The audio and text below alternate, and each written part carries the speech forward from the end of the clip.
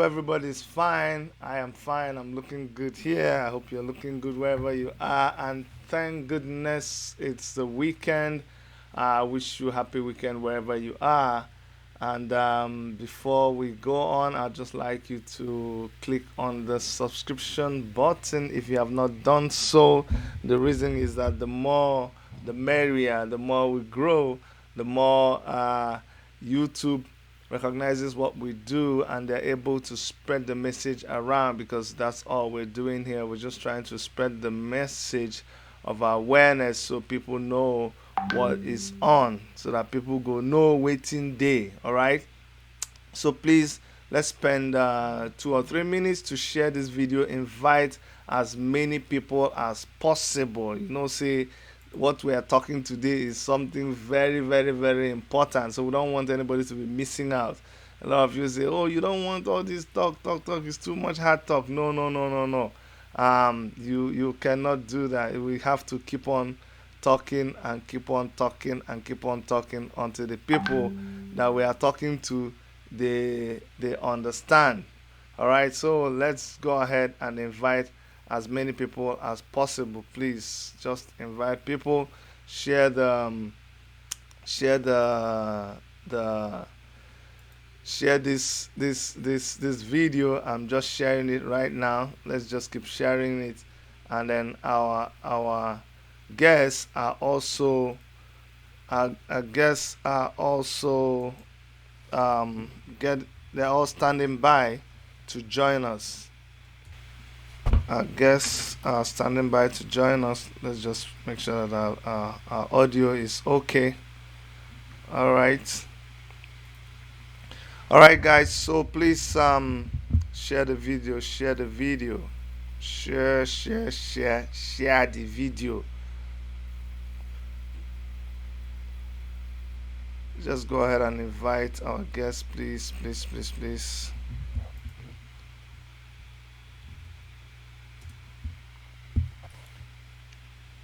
Yep, today we have very, very three very important guests in the house. Um, Let me see. Just bear with us. This it's mm, mm, mm, mm.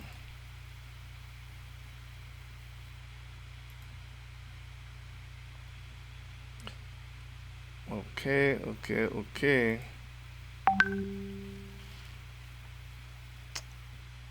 Benis sake. Okay.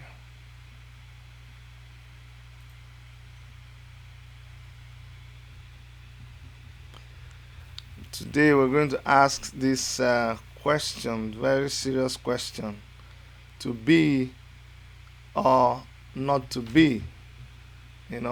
Should Nigeria remain or should we all go our separate ways? Like just say, okay, you know what, we don't try. Is that what should happen, or is there other solutions? Those are the kind of things that we want to look at today. Okay, so please, please, please, um,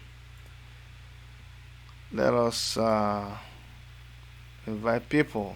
Okay, it's a little bit difficult for our guests to sign in.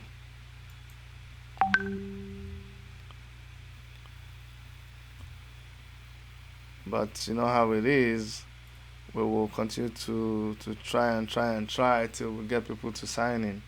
But please bear with us. This is something that we are doing. We're just trying it out to see if we can make it a regular thing, like bring more people, like 2, 3, or 4 people to debate on this platform. And what I'm going to ask is, if you want to be part of this debate, if you want to come on, through video and participate, all you have to do is just send me a request, send me a text message, or send me something on WhatsApp +1 647 989, and I'll be able to schedule you for this all important debate. We're gonna keep having as many people as possible come on the debate and join us.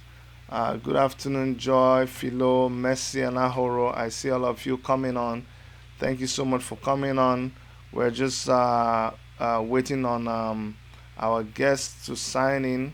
All right, guys. So we have Comrade Ebenezer Komolafe right now with us. Ebenezer, I would like to welcome you to this great debate. Thank you very much. I'm happy to be on Worship Media this morning. I'm an ardent follower of Worship Media, and I'm glad it's a privilege to be here today. Thank you so much. Thank you so much. And I know you are also a tough activist and you are a community leader here, and I've seen all your activities. Now, Ebenezer, let me go straight and ask you this question. And by the way, guys, when you hear a debate, it's not like we're going to bring people to debate each other. It's just that we want to discuss this debate that is going on everywhere around Nigerians at home, Nigerians in the diaspora, Nigerians everywhere. And it is the issue of this country, Nigeria. Should it be or should it not be? Should we continue or should we stop? But first and foremost, before we delve into the matter today, Ebenezer, let us understand who you are. Who is Ebenezer Komolafe? Where are you coming from? Where are you going to? How did you arrive at where you are now? Why are you an activist? What is it that is propelling you? Wow, that's amazing. Well, Ebenezer is a Nigerian, born in Nigeria, schooled in Nigeria, university in Nigeria, and a typical uh, child born shortly before the end of the Civil War. And I experienced everything that is being experienced in Nigeria today. And we go through it and try to make life meaningful for myself, despite the difficulties back home. And as I grow older, I begin to, recall and analyze in my brain, why are things like this in Nigeria?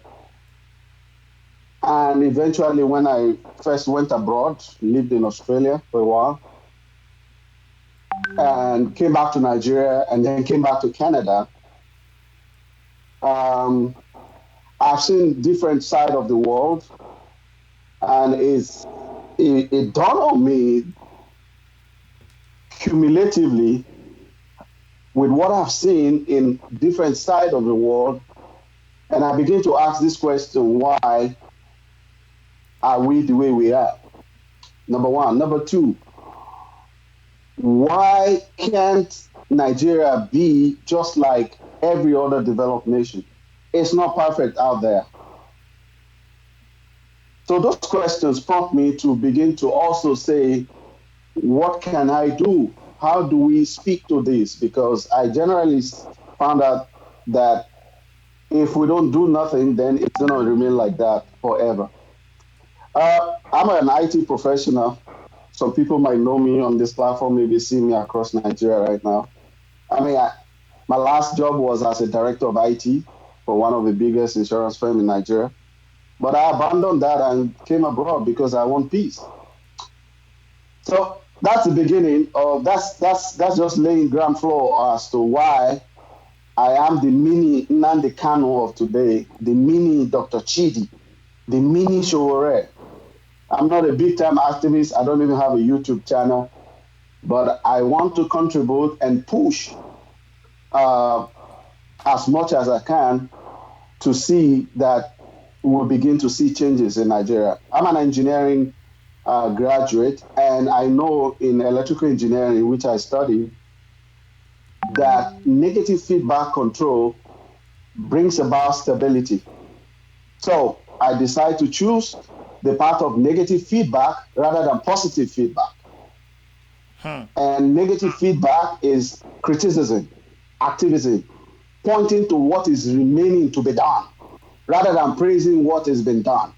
That's my own position, because I believe from my control system engineering study that negative feedback from a system back into the system brings about stability.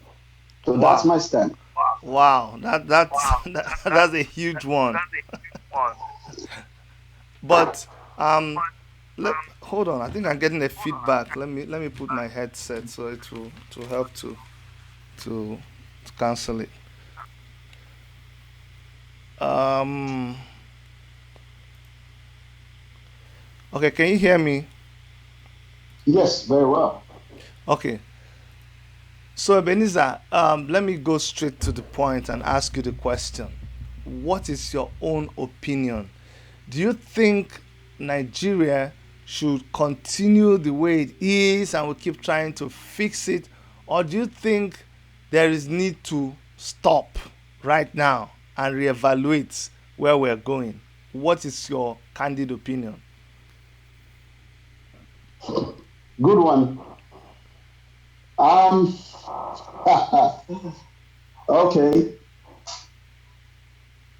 So I'm a very blunt person, Mm. but as I grew up, I tried to be diplomatic like you. But I think I'm a mixture of yourself and Sowore Mm-hmm. and Mayebu.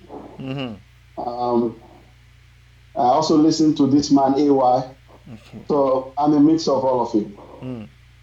So I'll bring out my blunt side. Mm-hmm. I don't think Nigeria should continue the way the status quo is. Okay. Why? I don't think. Why? Mm-hmm.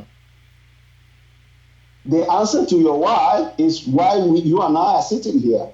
Because it's not working. Okay. It's not working. In which areas do you think it's not working?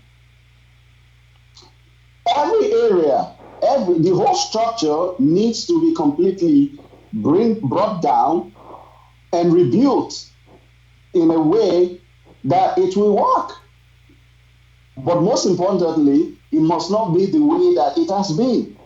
Mm-hmm. The federal system needs some fundamental rejig. Federal police, federal this, federal that. It's not working. And, I can only, pick on one or two, three instances. I mean, there are thousands and thousands, which of instances of every component of the Nigerian system that is completely awash and completely, not working.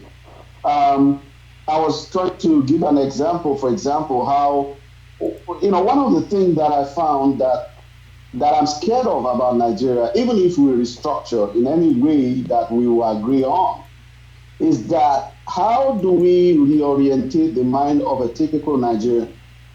Mm-hmm. Because, especially the young ones, I was in Nigeria in 2017, visited, and when I was speaking to people, I found out that, and even while I was still in Nigeria before moving again to Canada, I have known this that our value system is is completely skewed. Mm-hmm. With all due respect, I don't mean to disrespect. I'm in Nigeria, so I won't disrespect myself. Mm-hmm. But to say the fact, our value system, what we now cherish, what we look up to, is now been narrowed to you being in government or you being a big superstar Mm. or you just doing anything to get money. All right. And once you are that, you are accomplished. You'll be recognized in the society. You'll be recognized in the church. You'll be recognized in the mosque. You'll be recognized in meetings, town meetings, and everything. You Mm. will, in fact, be recognized and respected in the family. So we need to respect people for who they are and not because of money. And I don't just know how that will change even when we restructure. I was trying to give an example of how our value system are so completely debased. Okay. A few days ago, a couple of days, I saw Smart Adeyemi Mm-hmm. state, and he was saying maybe because Yaya Bello, the governor, helped him to dispose Ajeku Yanioje man, Dino Malaya, Senator um, Dino Dino Malaye, Malaya. Yeah, yeah. who I like. I Okay. think he has a spirit that is good, but has been diluted to some extent. Okay. We'll go into that later. We may Yes, have sir. some people join us, in the discussion that are Okay. not scheduled before. But let's just go on and see Yeah. whatever we can do. Yeah. Yeah. Yeah. So I was talking about Smart Adeyemi, and the point I want to make is he was saying that it doesn't matter what Yaya Bello does, even if he kills somebody, even if he steal all the money, he do all the evil, he's gonna support him because he was with him. Literally, he was saying Yaya Bello brought me in, maybe with the power of the state, Mm-hmm. which they used to dispose uh, my Dino friend. Uh, it's amazing. How can you just say that? Even if the governor backed you up, you should be focused more on the thing that you swear when they swear you to the is it Senate or I don't know which one he's going for. He went for is it Senate or House of Rep? I think it's Senate. Yeah. Um, so the people doesn't matter. I'm just imagining an MP here, my MP who lives down the road here, No, should be there's no basis for you know, comparison.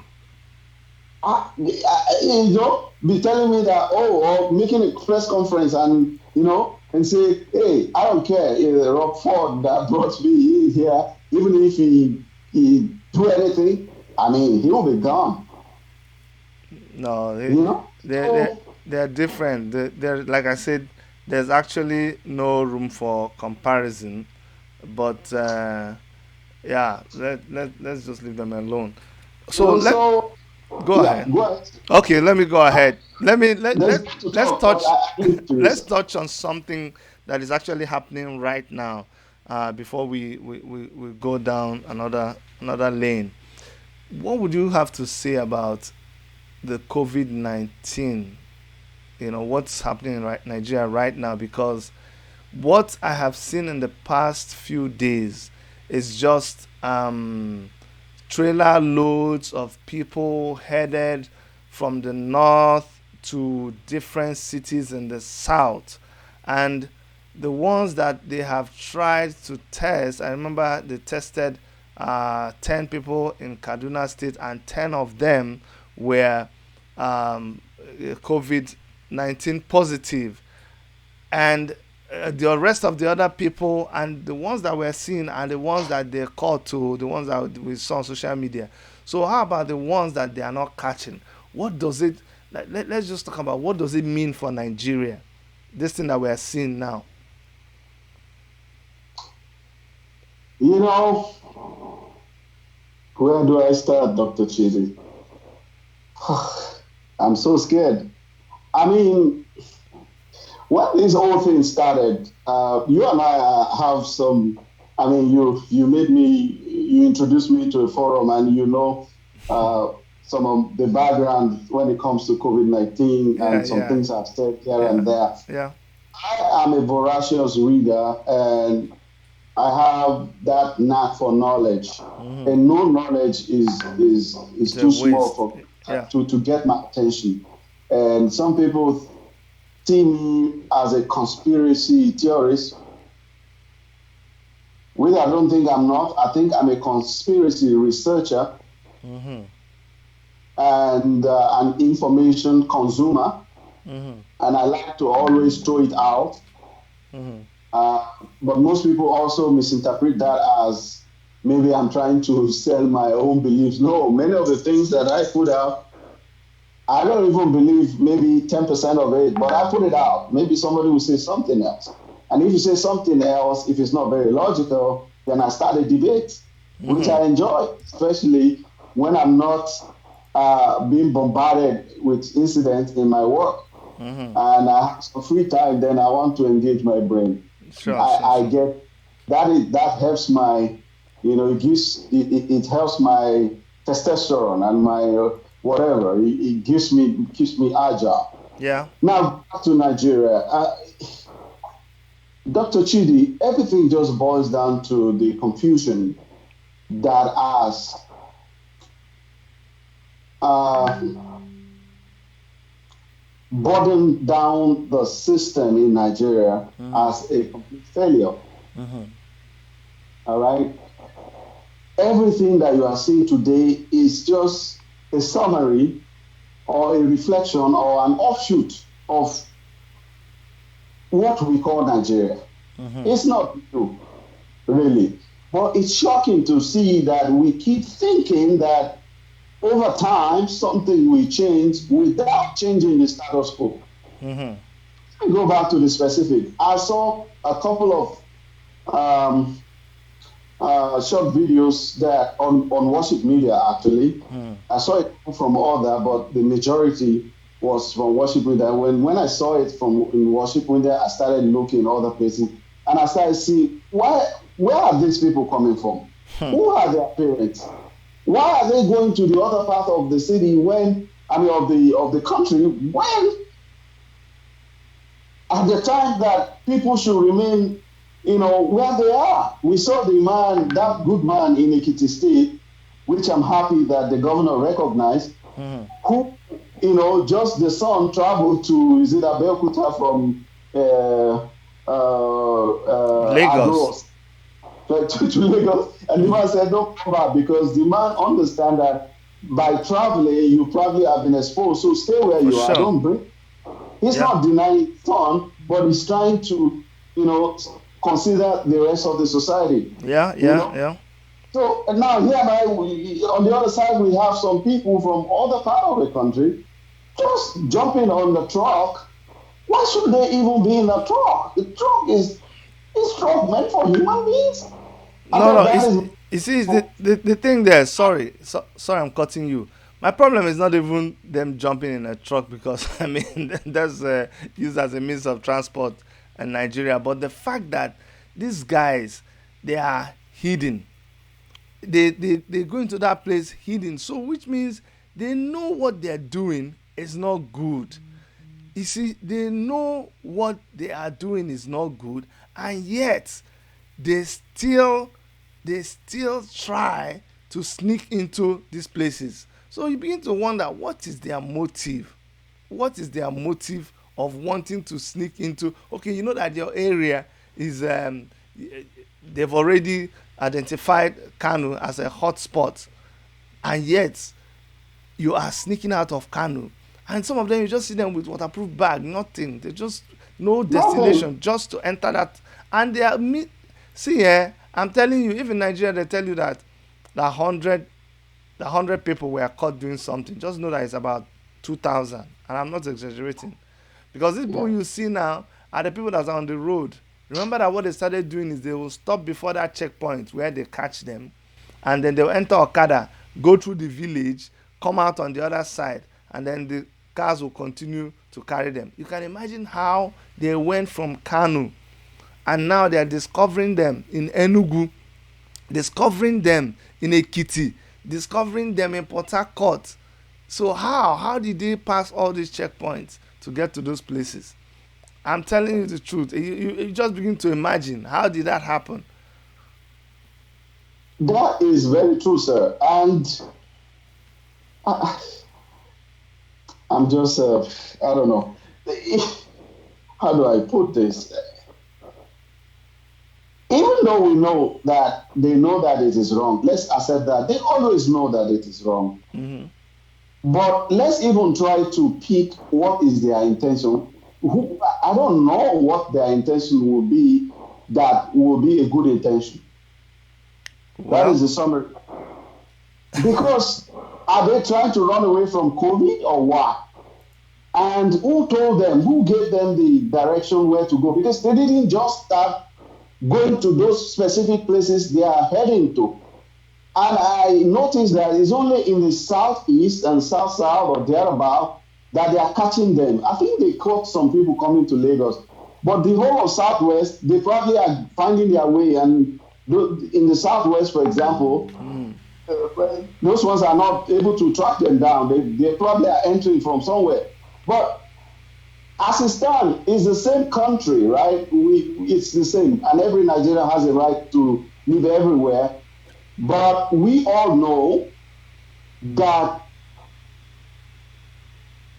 from history and in the recent time, what has happened from this herdsmen killing, taking over people's farmland, depopulating some people in the middle belt. So many land, for example, in Jos has been taken, Plateau State have been taken over by some other people, alien people coming in the name of whatever, and they've taken over people. So people's properties and assets have been taken over, and there's been complete dump silent from the topmost government of the nation. And there's always we have all this narrative of populating, the other side of Nigeria that is dominantly occupied by the main ethnic groups, in various regions by some certain ethnic group from the other side of the country.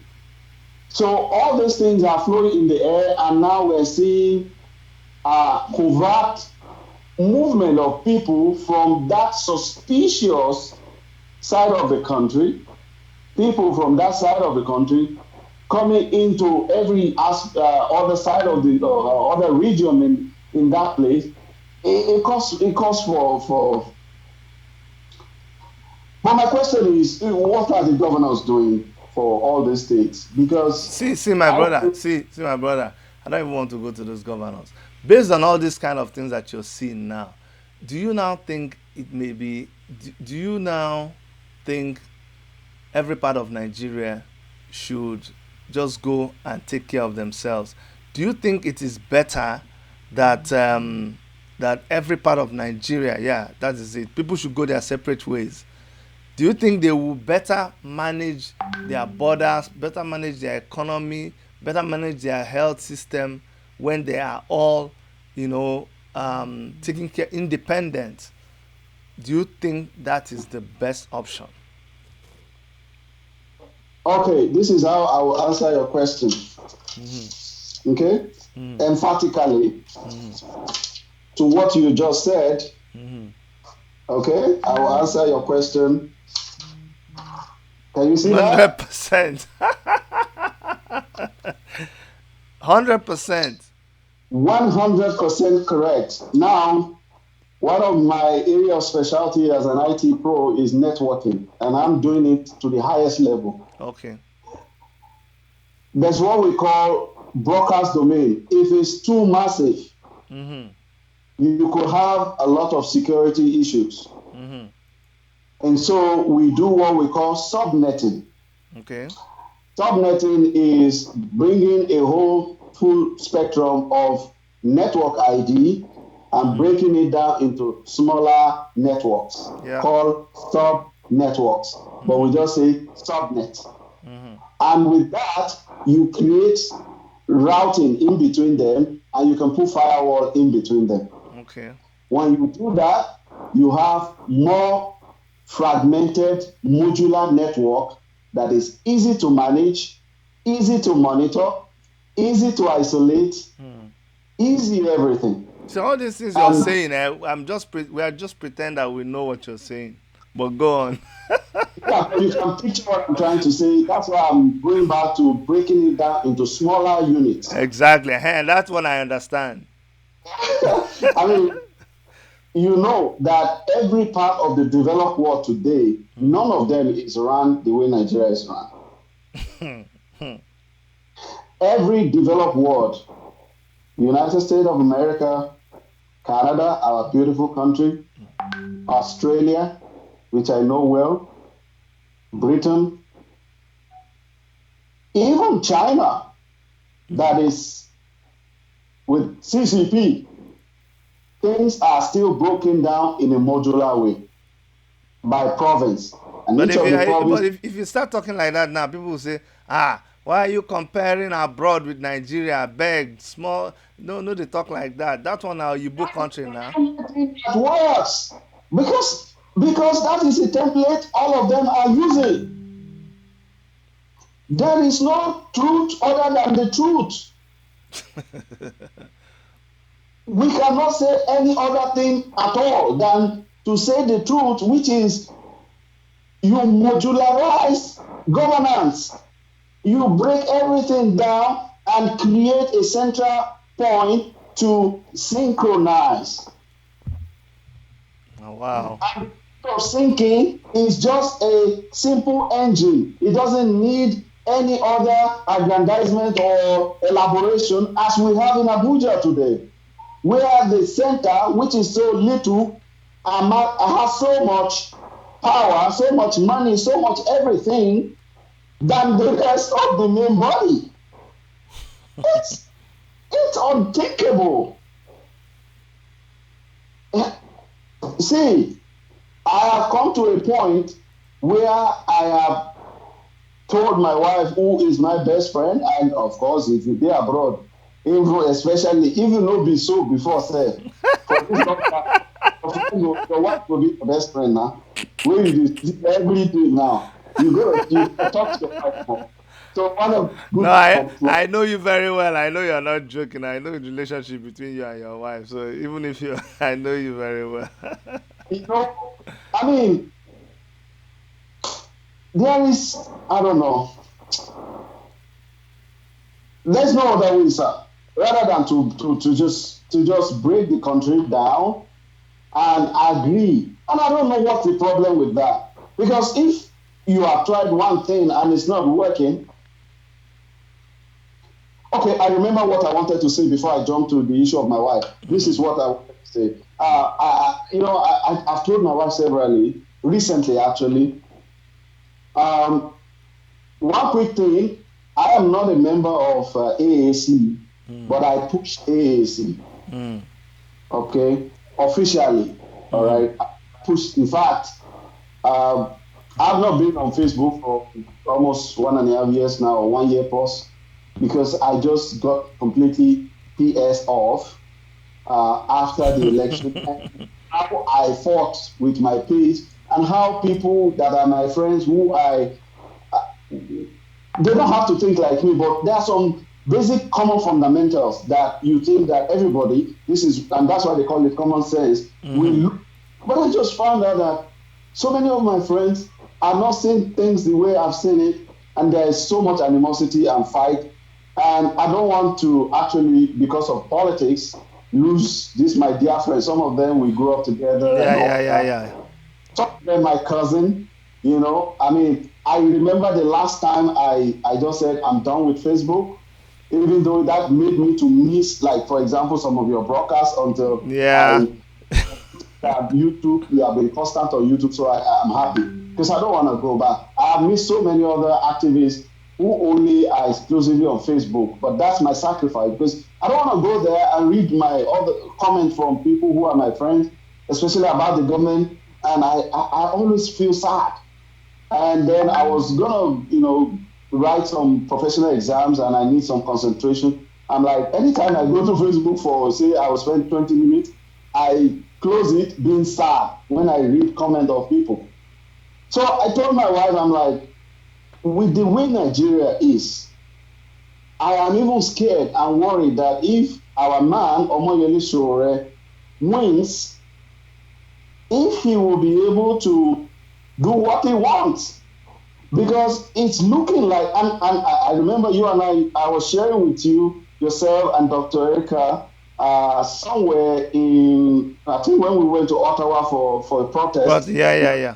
And I said, Dr. Chi, that as much as I wish that you win the governorship race at that time, I was also so scared that the system as it is right now, the whole setup, that I hope it will not overwhelm you, because you probably will have so many things to change, and that might lead you to want to uproot the whole foundation and rebuilding it. And that will put you in so much conflict with so many people. And as a human being, it might be overwhelming. And You I see, don't you see. that, Let me tell you the truth. Let me tell you the truth. There's no way I was going to, and if I say this now, people may not understand it.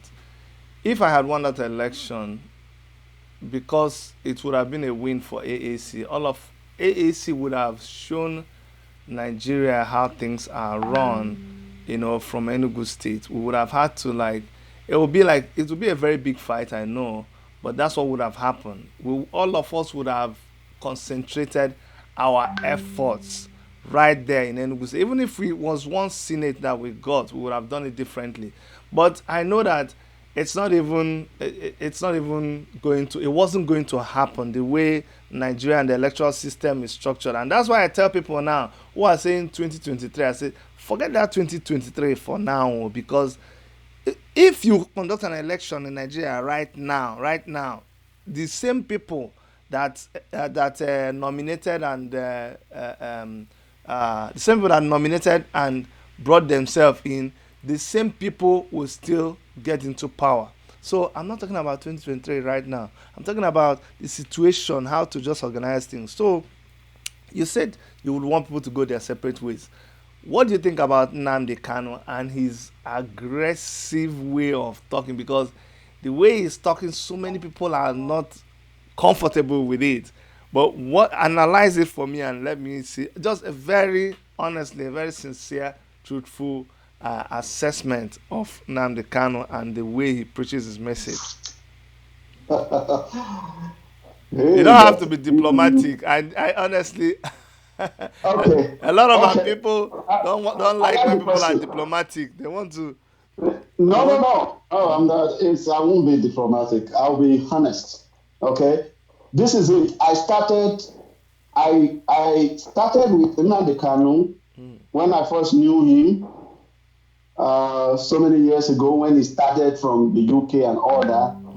When he started his broadcast and all the iPod thing, I was skeptic about him. I literally was developing a very, not very big one, but a thin line of hatred for him. And I was just looking at him as a complete tribalistic, uh, on unintelligent and myopic fighter. Okay, fast forward. Okay, in the last 2 years. Okay, in fact, is it 2 years? As soon, shortly before his incarceration and escape, and house detention and escape, shortly before that time, I began to have I had a 180-degree change of mind about him because I listened to him more, analyzed his points, and begin to reason. So I had a 180-degree turnaround from my stance. All the thin skepticism and hatred were disappearing. Fast forward to right now that I'm talking, I have had a 360-degree change in my impression about Nnamdi Kanu. Okay. The next time he comes to Canada, and I get to know, maybe through you or whatever information, now that I saw that I will piggyback on Worship Media Access and find out from you how to get access to him. I just want to shake him and take a photo with him. Why? Why is this? Let me let people know. Hold on. Before you say anything else, it is important that you said that you're from Nigeria. Yes. Where? Tell us your village in Nigeria. Tell us trace your route. Let's know where you're coming from Nigeria before you make your next statement. That is good. You're a super interviewer, a super host, so that people will not think, say, my brother. Well, if you don't pick from my accent, Ọmọ Ulesa ni mí o, Ulesa. I'm from Ilesha. I know the Igbo. I know the Hausa. I can speak Hausa fluently and I can speak Nupe fluently. I grew up in Niger State. Mm. I schooled in Mina, Federal University of Technology, Mina. Okay. I served in Katsina. Hmm.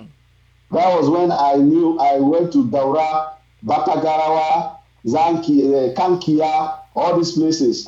And How? that was how I began to understand Nigeria. So, Okay. And I've to practically the whole of Southeast as well. so in Nigeria, Hausa.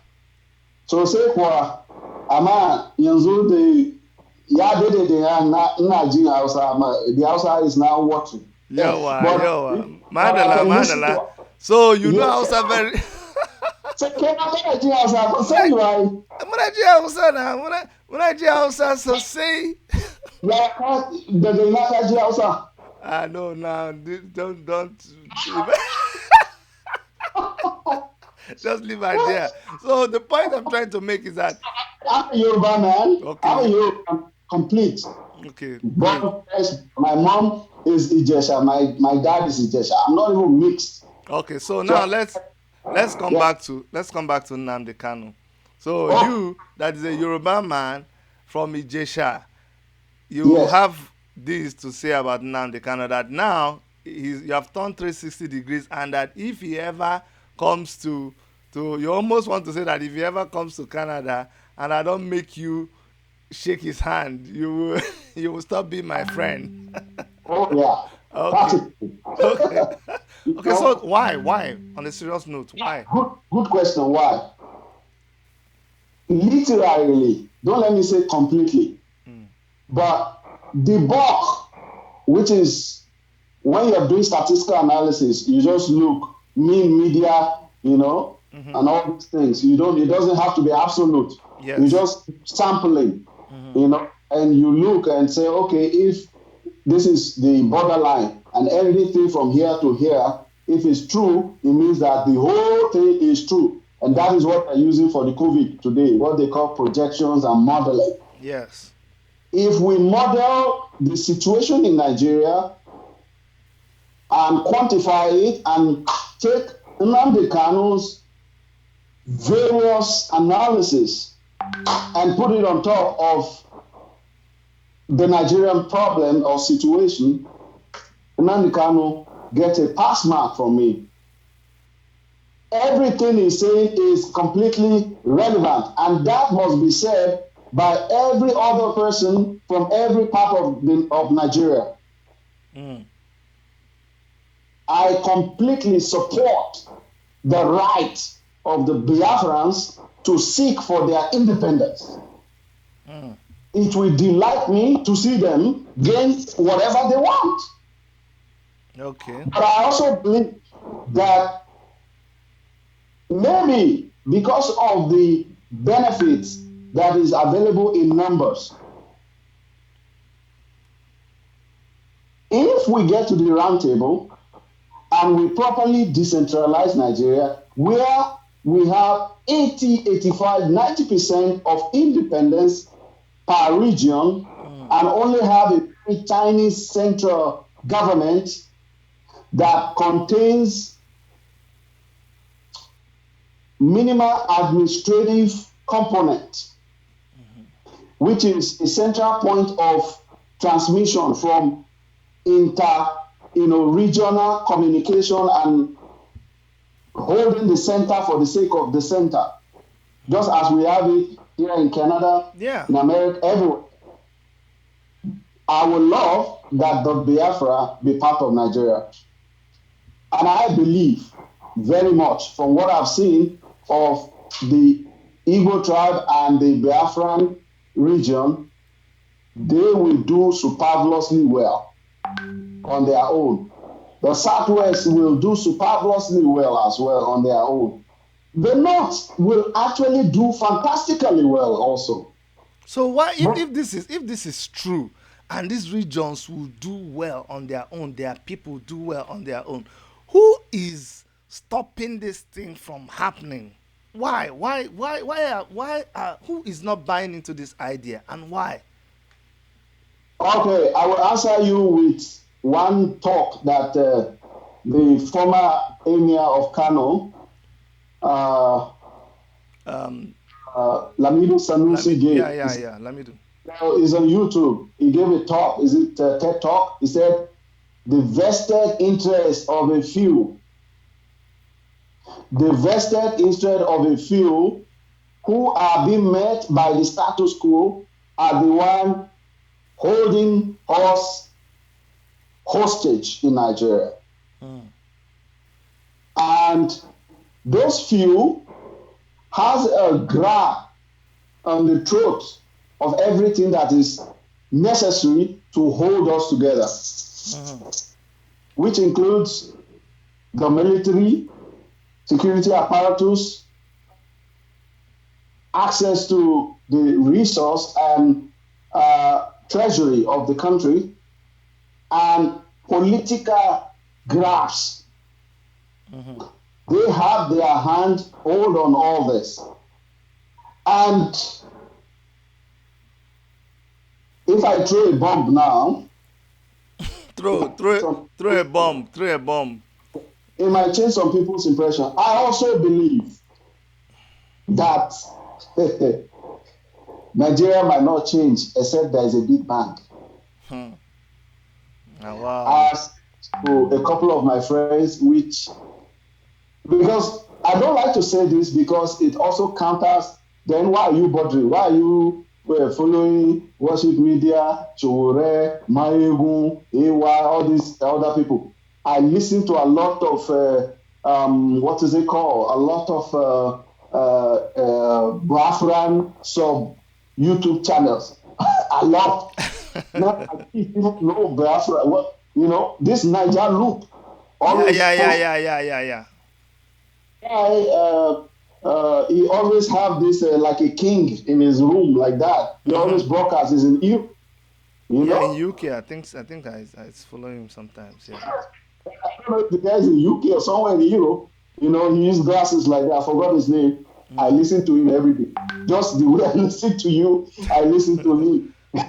Because No, they no, no. break It's down not. the real It's good. problem. No, it's good. It's good, and people don't understand this. It's good for you to really, really broaden your horizon. Don't limit yourself or just think that, oh, you know what, I don't like this person, or no, no, no, no. If you do that, it doesn't help you. The more you try to listen to as many people as possible, the better perspective you have about what is going on. You know. Yeah, there's a saying that says the day you stop learning, Mm-hmm. that's the day you start dying. So what would you what in essence now, why or who do you think is stopping this thing, and why are they stopping it, and what are we going to do about them if we now discover these people that we know they are the ones stopping it. Well, first, who are stopping it? Mm. Of course, we can't name them, but we can describe them, right? And that's what Why I can't try. we name them? We can name them. Oh, it's better when you name them, people There will know. are too many names. There are too many. I will start from Muhammadu Buhari, Mm-hmm. if he's actually there, but from the president. Okay. Yeah, see, I won't deceive myself that what Nnamdi Kanu analyzed about Muhammadu Buhari is, I cannot discount everything he said. It's very, it's very, But it's very amazing, my brother. You see, it's amazing when you actually look into some of this analysis. You see, when somebody is analyzing something, the best you can do to defeat his analysis is for you to just come out with very good proof. And it's not so difficult. Can you imagine if you say that Justin Trudeau is not Justin Trudeau? Come on now. There's 1,001 things you can do. Some casual things that you can even do that doesn't have to be complicated. Just talk to people. When was the last time that Buhari stood or sat down and people stood in front of him and they were asking him unedited question, like prompting? And this is the president of Nigeria just answering normal questions like, How are you, Mr. President? Fine. Oh, where did you sleep yesterday night? Ha ha ha ha. Of course, I slept in my house now. Hey, okay. So you know about your daughter? Your daughter was there yesterday. How is everybody? I mean, and our dear brother, what's his name, Femi Adesina, had the guts to say that just because he's the president of Nigeria doesn't mean he is answerable to us. I bet you should send that guy back to elementary school to teach him what a democracy means. So, You know what? with every Go ahead. movement, with everything they do, with every activity they engage in, they only validate what Nnamdi Kanu is saying. I mean, fortunately or unfortunately. Dr. Chidi, you know what? I mean, you've said it right. You know what baffled me and even pained me when we said. Now, recently, some few days ago, I was listening to Maigo, and he was, I didn't even know. He was saying that my Adesina is from Ijesha like me. So it's your brother now. That's completely You should. back. I mean, I beg. That's not just 2 days ago, one of his brothers said they're from Ijesha. I'm like, is it really? I mean, that man that you mentioned, oh God, the thing just invest me now. Let me speak. I, anyways, let's go back to the who are these people. So I will start from when Muhammadu Buhari, when he was sick for so many months, went to the UK for treatment. That is longest one that he went for maybe 3 months or something. Yeah. Before AY, is it what they call Citizen AY? AY. Citizen AY. By the way, let me just tell our people. Citizen AY. Oh my God, we've been trying to connect him. I don't know what's going on because he's also an activist. So, yeah, as expected, he's battling to connect with us. So we might have the honor of having him on our program today, just to let you guys know. So go ahead, sir. Oh, oh, Yeah. that's good. Yeah. Now he doesn't know me, no. I know you didn't even realize I was going to be on the program, but go ahead. Okay, so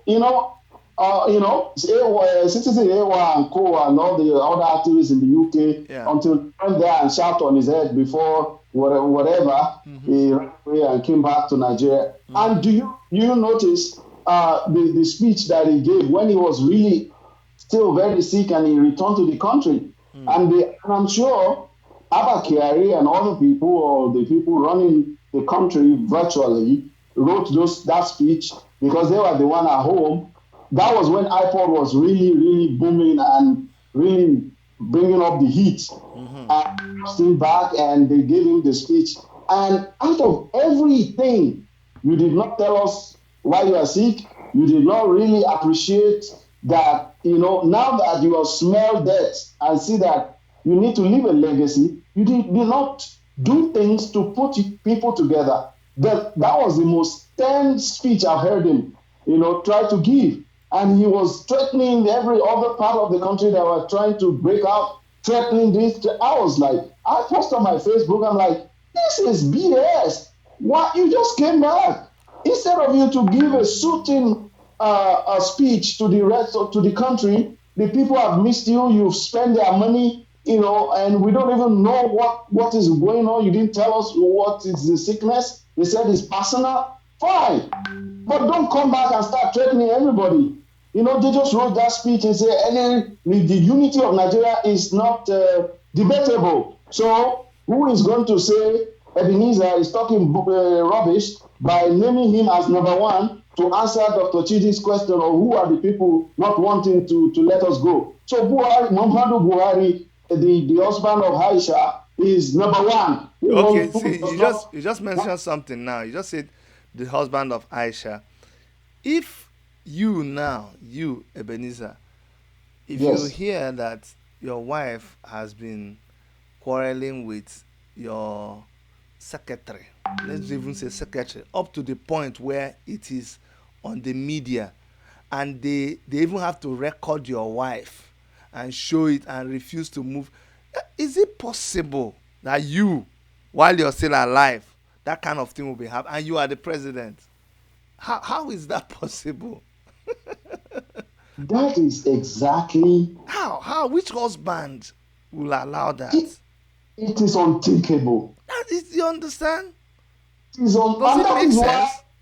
you see anybody that has a logical brain will not take everything that Nnamdi Kanu is saying with respect to the existence of Muhammadu Buhari and just throw it into the bin. You I'm cannot telling do that. you. Because if you take it and start matching it with reality, you can tick up some point. It's only some few, aspect that, you probably are still not able to confirm. But a large part of it, even without Nnamdi Kanu's analysis, to the eyes alone, I can. This is what I believe, okay? Yeah. We're not digressing, but I just want to drop this quickly. Why I did not consume Nnamdi Kanu's analysis 100%, Yeah. but like 70. Yeah. Okay, the 30% for me is I think that what is happening is that Muhammadu Buhari, this is what I think. Muhammadu Buhari is still alive. Okay. Muhammadu Buhari is very likely there in Nigeria, in Asura. Mm-hmm. But I suspect that we have a double. Mm-hmm.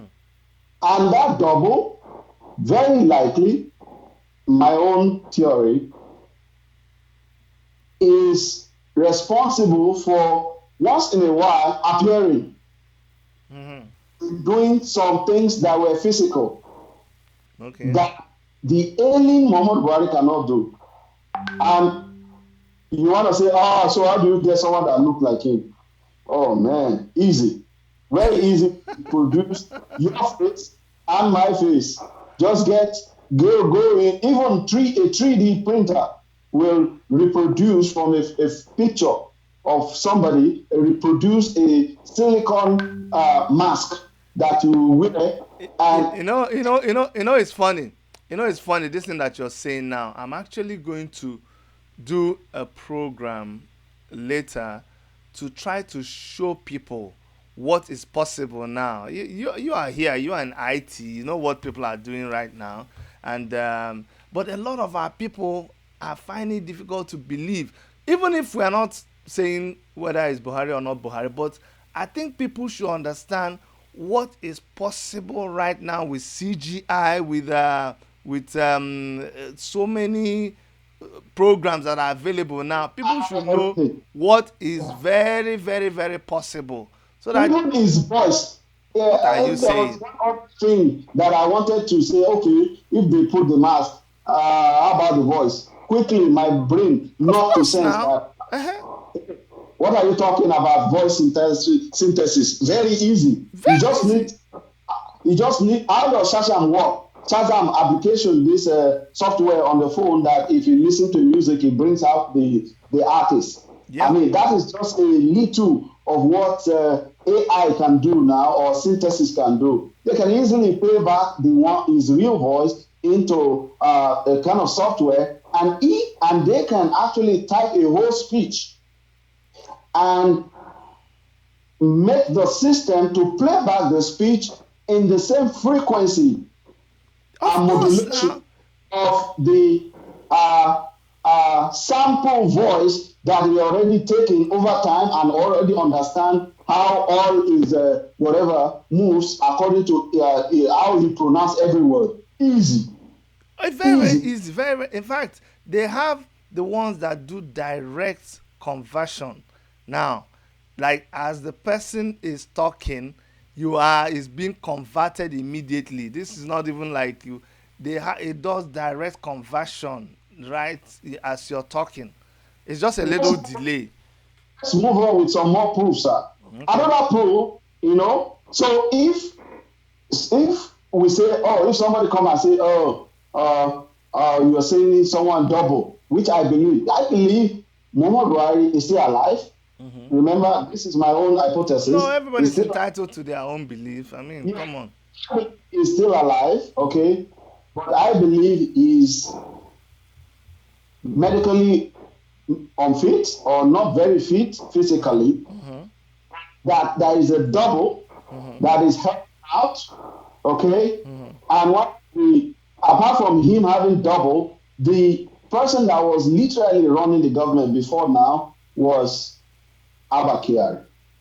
Oh, And yes. that and as they came in the second term, they want to formalize the thing properly, and that is why you see they said everybody, including the vice president, who was on the campaign poster, who we can say is literally voted for because his presence on the poster alongside Muhammadu Buhari literally won the Southwest votes. All right, Yeah. for him. Yeah. And somebody who we never even saw in the campaign, whatever, at no time, is now more important than the vice president, who was literally elected. He put Abba Kyari as a proxy, and every route, traffic coming to him must go through. That is, for me, that was the end of it when they announced that. So let's go back to Muhammad Buhari. So to buttress my hypothesis of a double is now all speeches are pre-recorded. A couple of times now he's been standing for 20, 30 minutes, no drinking of water, and he will read all. I mean, look at the first speech he gave after we shouted, people are shouting, President address also, President address also. When the Femi Adesina, there's a middle name that Mayegu call him. I will spare him that since now that I know that Is your brother? there's a middle name that Mayegu gave him, but I will leave that. You know, they came out, start defending. All of these are just completely unnecessary. When the guy came out, called Buhari, this man spoke for almost 20, 25 minutes, or I don't know how long. He didn't even drink water. Even me as a young man in my mid-ages, wouldn't, you saw me, I have my cup here. I mean, if you talk continually for 10 minutes, you want to wet your mouth. It took a very fit, solid human being, which will not be the hailing man that we're seeing as a real Buhari that was delivering that speech. Yes, the voice sounds like him. Yes, the look looks like him. How about all the graphics in the background and all that Nnamdi Kanu picked up? Why will you put a graphic? The Aso Rock is an advanced presidential palace that will stand any presidential palace in the whole world with original flags, emblems, and everything that we know exists there. And then we will have a background of coral draw that is not properly cropped. And then we have very clumsy area for the president to give a speech. It's just so it's so laughable. It is very laughable. Very, very laughable. So that is where I begin to shift to the fact that and the reason why I think he's alive is that once in a while we actually see the real alien Buhari. And when you see him in those pictures, maybe when they want to present him to anything, I might even be wrong or that. It might even still be the double because in things that there's an opportunity for interaction, the man not the talk. He can No, just smile. just smile like that. Smile and raise hand. Smile and raise hand. Just across the border there, okay, there's a couple of border. You will still pass Benin, Togo before you get to Ghana, I guess. Look at the president of Ghana. This guy will give a speech to the country from his study. He is abreast of everything. He is hands-on. Our own president, not once The only time I see President Buhari trying to deliver speech or say something without looking, he was fumbling. He was handing a senator, someone who is running for senator, he was calling the person self that he was misplacing them to be presidential candidate, calling gubernatorial candidate, senatorial candidate, for everything. Some assaulting in campaign. And Nigerians see all this and they were like, they couldn't say, okay, among the 200 million people, Nigerians everywhere in the world, my own president, the president that is leading my country where I emanated from, with this my head, as I did so, where they work for Oyibo, inside Oyibo people, they look, say, which kind of black man this one? Where they not fit give me nonsense. Where I sabi as dem sabi. But after all that, the president of my country where I come from, na person wey dey fall dey somersault wey no fit articulate something. Na somebody wey, despite the problem of the country that require urgent and emergency declaration in every aspect, na baba go slow, and we are okay by that. And we have some people abroad seeing what you and I are seeing, Dr. Chidi, as imperfect as it is here. You can say, before you come here, if they show you this kind of thing, say, this is paradise. We are not saying there are no deaths on the road, but we are in a system that works. Many of us abandon, for those of us who even came here late, abandon good paying job position. Yep. Already in the Abraham Maslow's hierarchy to self-fulfillment. But because of fear that this little quadrant that remains the Abraham Maslow, you no go reach and they go kill you, or you no go even enjoy yourself. We abandoned it and run here and say, life, make I, My brother, out of there better to be here than in a place that you're not sure of what will happen to you the next day. So, okay, my brother, we don't talk this thing.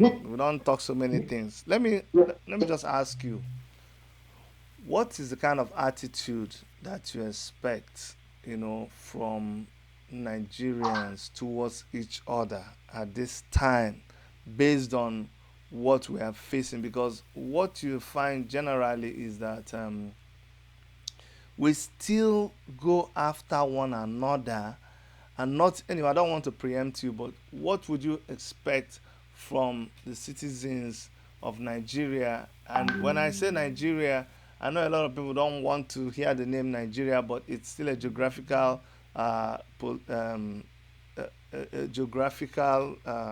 space that's by which all of us are identified. It's a geographical location. So what would you expect from people who are still identified inside that geographical location? So there is the ideal thing to expect. There is the real thing that is happening. The ideal thing to expect in some people or a people living in such a geographic location called Nigeria, which you and I emanated from, you will expect, because I don't think there's any human being that really loves to suffer. Exactly. I don't think there's any human being in the world that on his own loves to be in pain, day in, day out, rush to enter bus, rush to jump out from bus, a culture of zero maintenance, a culture where,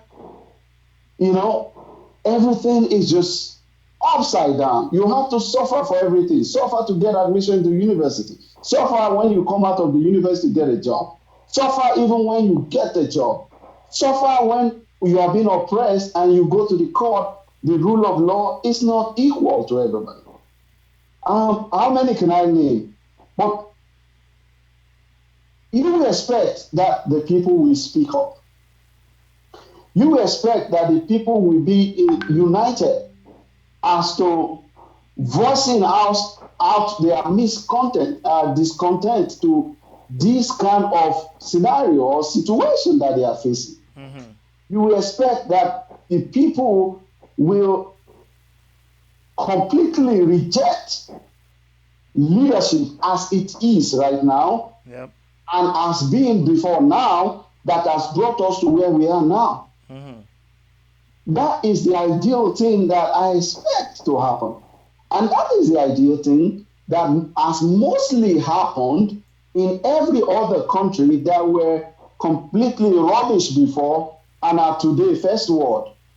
Singapore, Malaysia, even America, Canada, you everywhere, Australia, Mm-hmm. all these places were not first world, they won.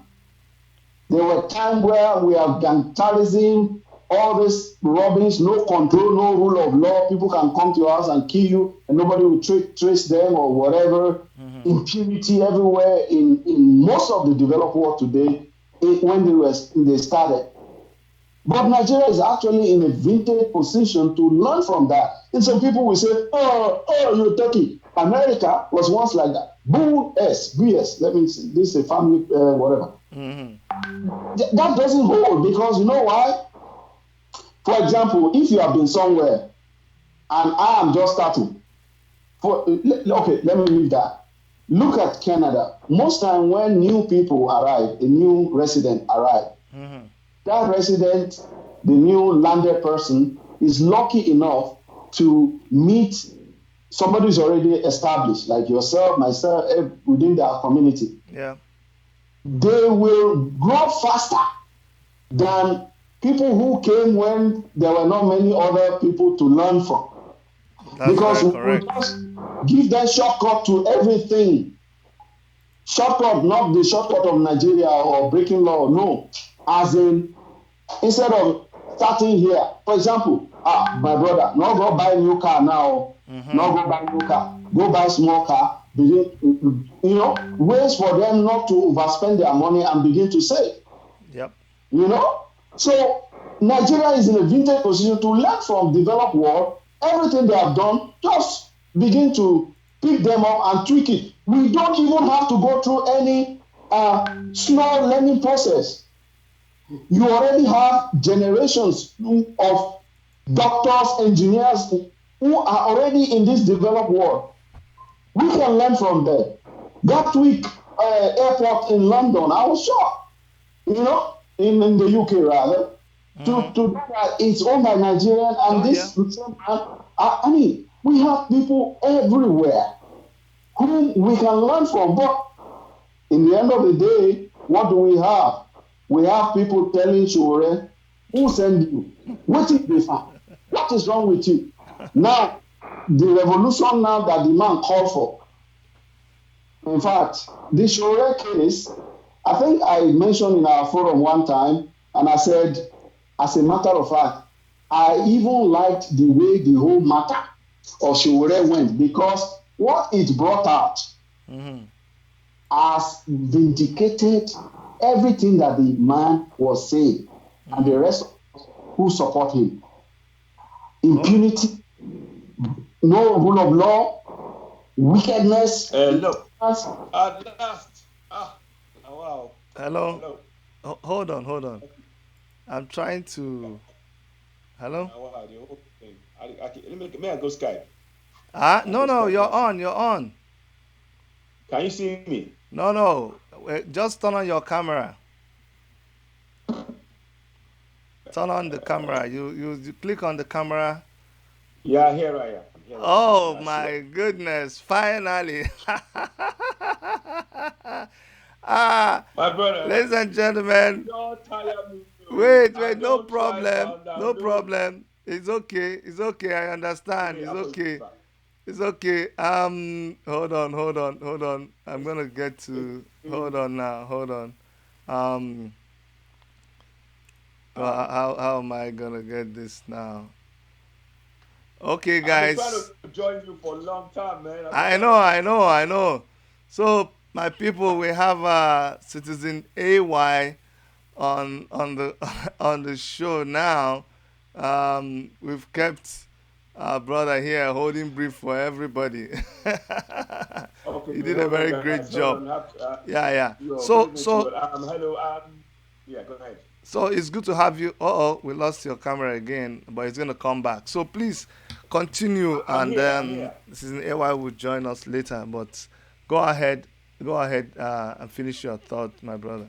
Yeah, first of all, I'm so excited to see Citizen AY. He doesn't know me from Adam, but I know him like the back of my palm. I follow every Ah, of his Epalesa, you know. excuse me.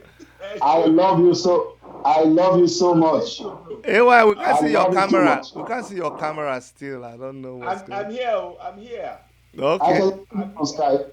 but yeah, I go on. can see Okay, you can see I'm him on here. Skype, yes, he's there. I'm but can you here. see his video?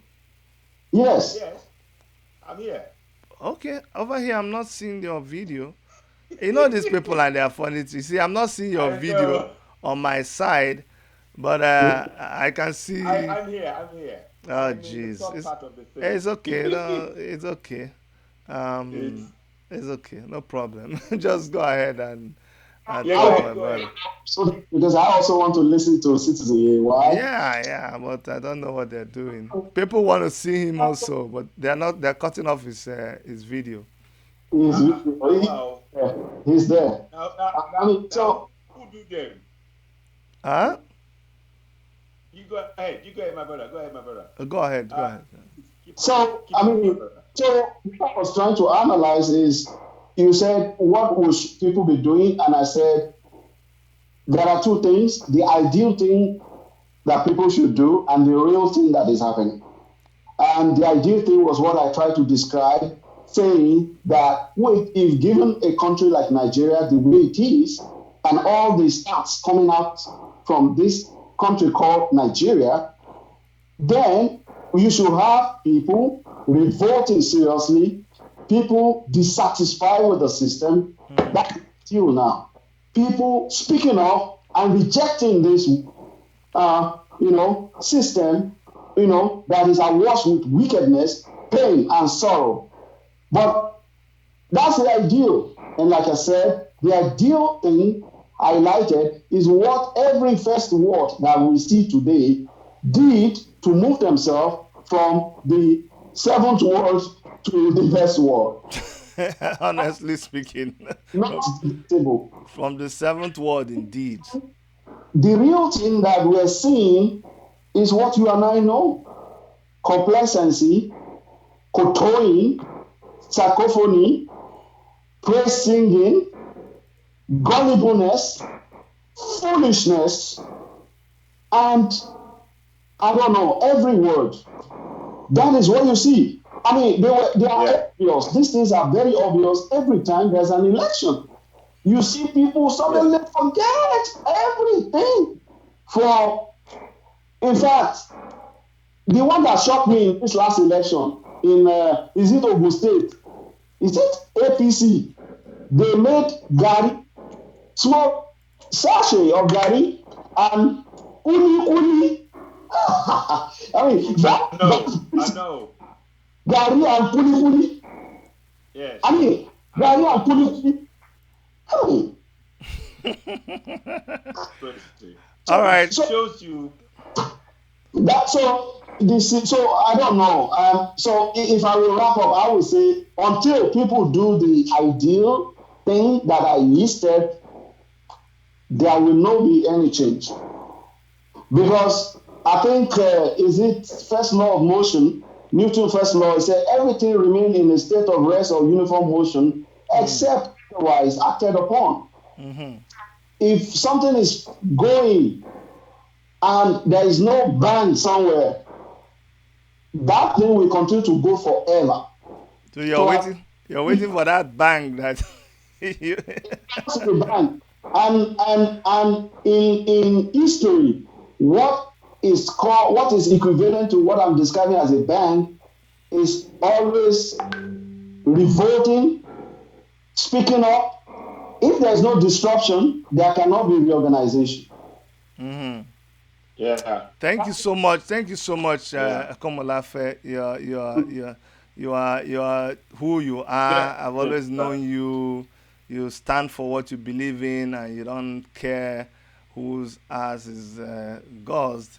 Let's just welcome um, our brother Citizen AY on the show. Citizen AY, I'm gonna be bringing you up on the screen shortly because Thank you. we have waited and waited and waited, but it's okay. I do We're still apologize. no, it's The okay. network was. I will download this. I'll download that. I had never used Team. I didn't even know there was Team. I didn't know anything like this on Skype. So I I wasn't really following it. I know. I'm so happy that we finally have you on this. Let me bring Thank you. you. Thanks for having me. Let me bring you up quickly. Unfortunately, you're off again. You were on Um, before. I, I can hear you. I can see you. No, I no, can your see camera, my other brother. your camera came on and went off again. I'm live on. Let me see if I can. There's something you did and the I'm camera came on before. If I don't know what you I'm did. I'm not doing anything different. You're not doing anything I'm trying to different. see. I No, can I'm see just. AY. He's on. I can see his video, everything. But I know that they always attack AY citizen. Well, It's yeah. funny. It's funny how uh, I can see all the two of you, but I can't. I mean, I'm not no, quite no, no, sure. no, no, no. AY, you're perfectly okay. Maybe it's not you. Maybe it's from my side. But just go on and talk, and we will. Okay, Yeah, I'll talk. go on, my brother. First of Okay. all, Right. a lot of people know you already, but for the benefit of people who don't know you, I would want them to know who AY is and where you're coming from, because you are an activist. You are on radio. You are on TV. You are on Facebook, Instagram, everywhere, and it is on record that you were the man that. Whoever, whether it was the fake or whether it was the clone or whatever they used to represent Buhari in London, you were the one that sent him packing and they had to run away with their car. And that's protest we saw in London. But AY, please, please let us know who AY I'm is. sorry, I'm laughing. The I video guess is there's no the hiding video place is for there, so Nigerian you citizens anyway. can't deny. No, listen, I thank you very much. I think all of those things that you said. The most important thing in all of this is actually about people standing up for their rights. For too long in our climb, we've not been allowed to stand up for our rights. Yes. And all I'm simply doing is trying to encourage my fellow men, fellow man and woman, to be able to know those rights and stand up for it. So I've been in this struggle alongside with yourself, Chidi. You've been, with the days of the AAC. We all know what's been happening there. Initially, how this all started was myself. I had a very nasty incident in Nigeria back in, I think it was February or March 2018, whereby I was defrauded heavily by somebody who I thought was going to be doing. They were going to give some health issues to a relative of mine, and it turns out that actually it was just a fraud. And I normally don't fall for these things, but it happened. And I thought to myself, you know what? Fine. I was really like, I thought, that's it. I'm done with Nigeria. I'm never ever going away. That's it. I don't trust that place. But then when I started seeing people dying, people were jumping into the lagoon. You know, remember there's a time when people were jumping into the river in Lagos Yes, of for course. owing 100,000, just 150,000 naira or some small amount like that. Then Yeah. I thought, oh my goodness me, this is a lot deeper than I thought it was. So my idea of actually turning away was just not. It was just not. It was a non-starter. It wasn't going to happen. Particularly in my case, when that happened, I actually had a breakdown. I had a nervous breakdown when it happened because I was so stoned and everything else. But I managed to recover. So when I was recovering, I started seeing these videos of people being defrauded. So So I started understanding it wasn't only me, it was an entire nation that was being treated in this manner. And the governance was not putting any system in place to address these issues. All they will say is, oh, we caught this one, oh, we've done that, but there is no addressing the core issues, why people are left in a vulnerable situation. Then I started Citizen AY. I think back in, I think it was February, I think, of 2018. Then, not long, we started having meetings with sorry, I take that back. I was defrauded 2017. I started working on it 2018. So it took me a year to get myself together. Now in March 2018, I started up Citizen AY, which you all see. And I started talking about Nigerian issues. And I first started talking about that. And as I was doing that, somebody picked up what I was doing, and there was some talk about you were coming into London. And they called me personally and they said, look, we think you are part of what we need to work with you in London. So I got involved in the town hall meeting. So we started doing all of that, and we got that meeting up. Myself, Eunice, Ladi Lawal, Adinka, Afini Ajegede, many of us, we worked, we toiled hard, we worked really hard to get the London town hall meeting, to be successful.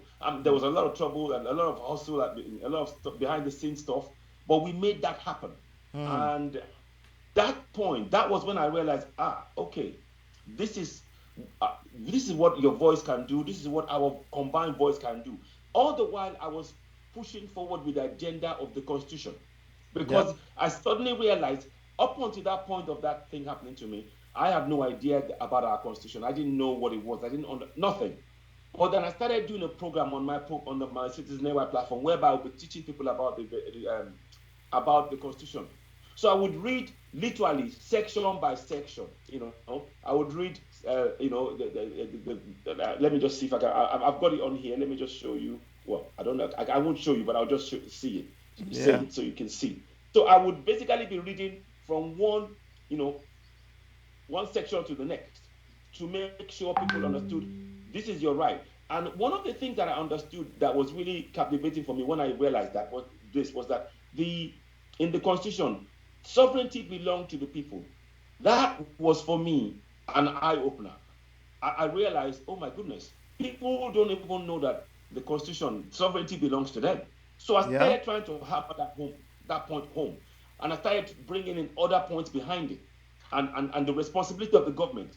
I started talking about that, and people started following me bit by bit. And all the while I was talking about the problems in Nigeria, the corruption. I was trying to address issues. Even at one point, as I'm trying to address how I was reported, I have a bank account. I have a bank that I can mention, but I don't want to do it yet because I need, there's kind of legal complications that they know what is going on. They have all the information.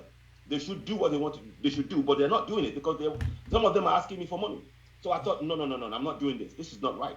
So I started doing that Constitution, and it started building up. And all the while, people started following me. Then, of course, with the Showore situation, we worked together. That made things a lot more, It made it a lot more out there. People started noticing what we were doing. And then, all the while, the emphasis is putting efforts on Nigerians knowing their rights. And knowing that, this stuff about the religion is actually a distraction. But at that time, I still did not have an inkling that Constitution that I was really talking about was really a worthless piece of paper.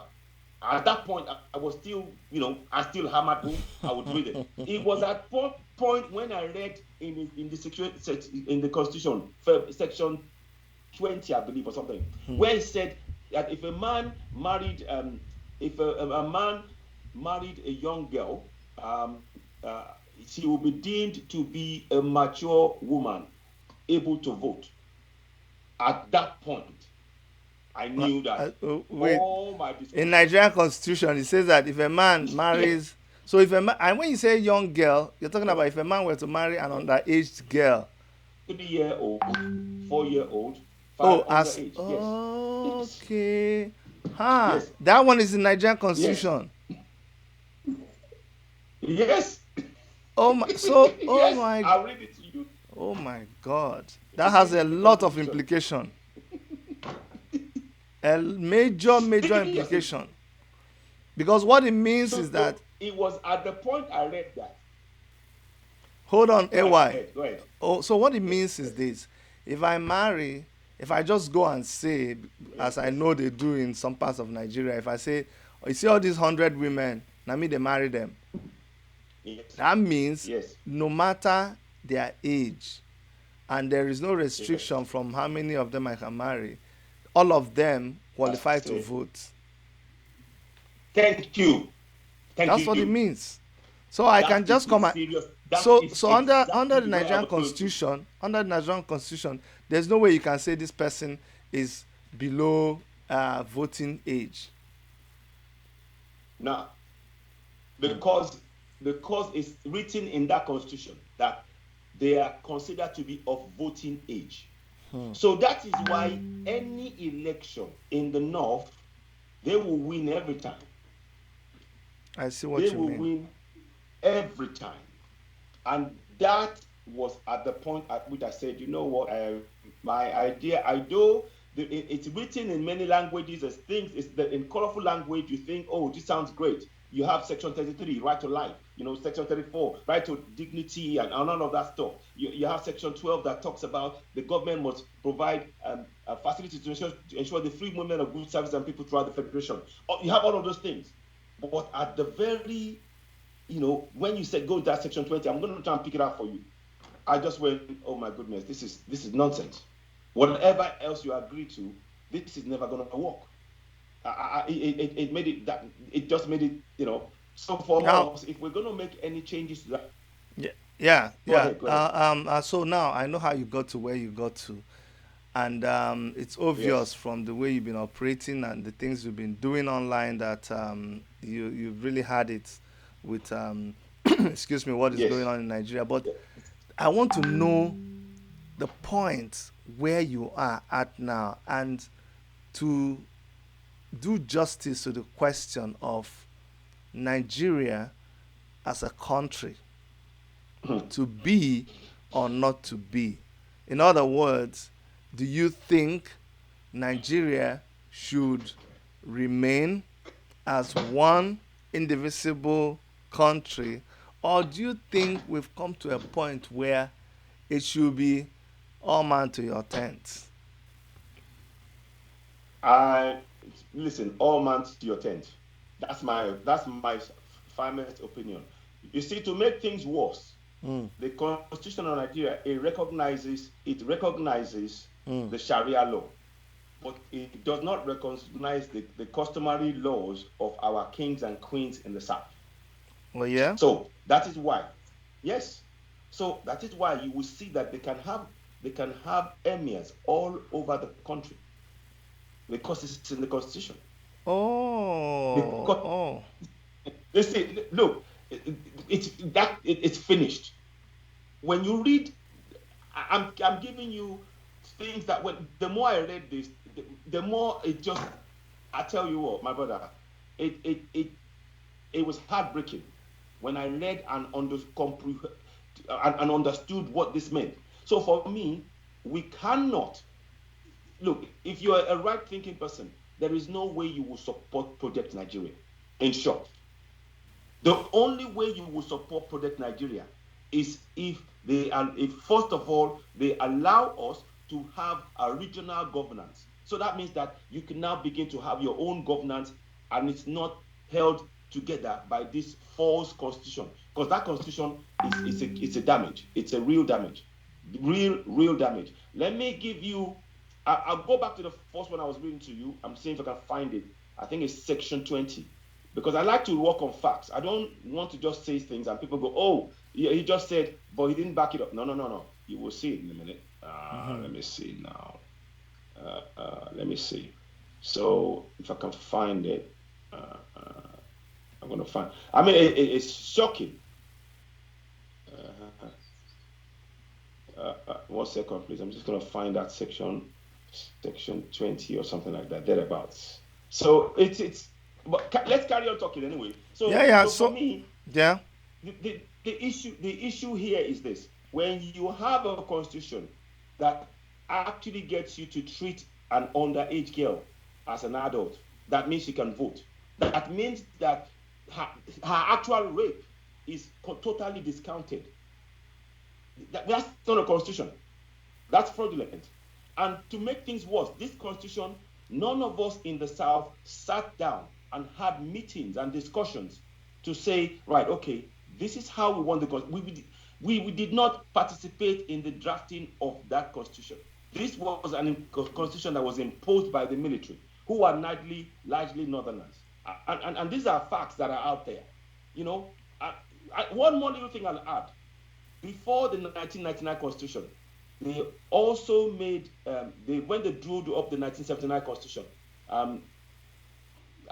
quite aside from the Sharia law, they took away the powers of all the kings and queens in the 1979 constitution. And then they now went further in 1999 to now just put the Sharia law alone.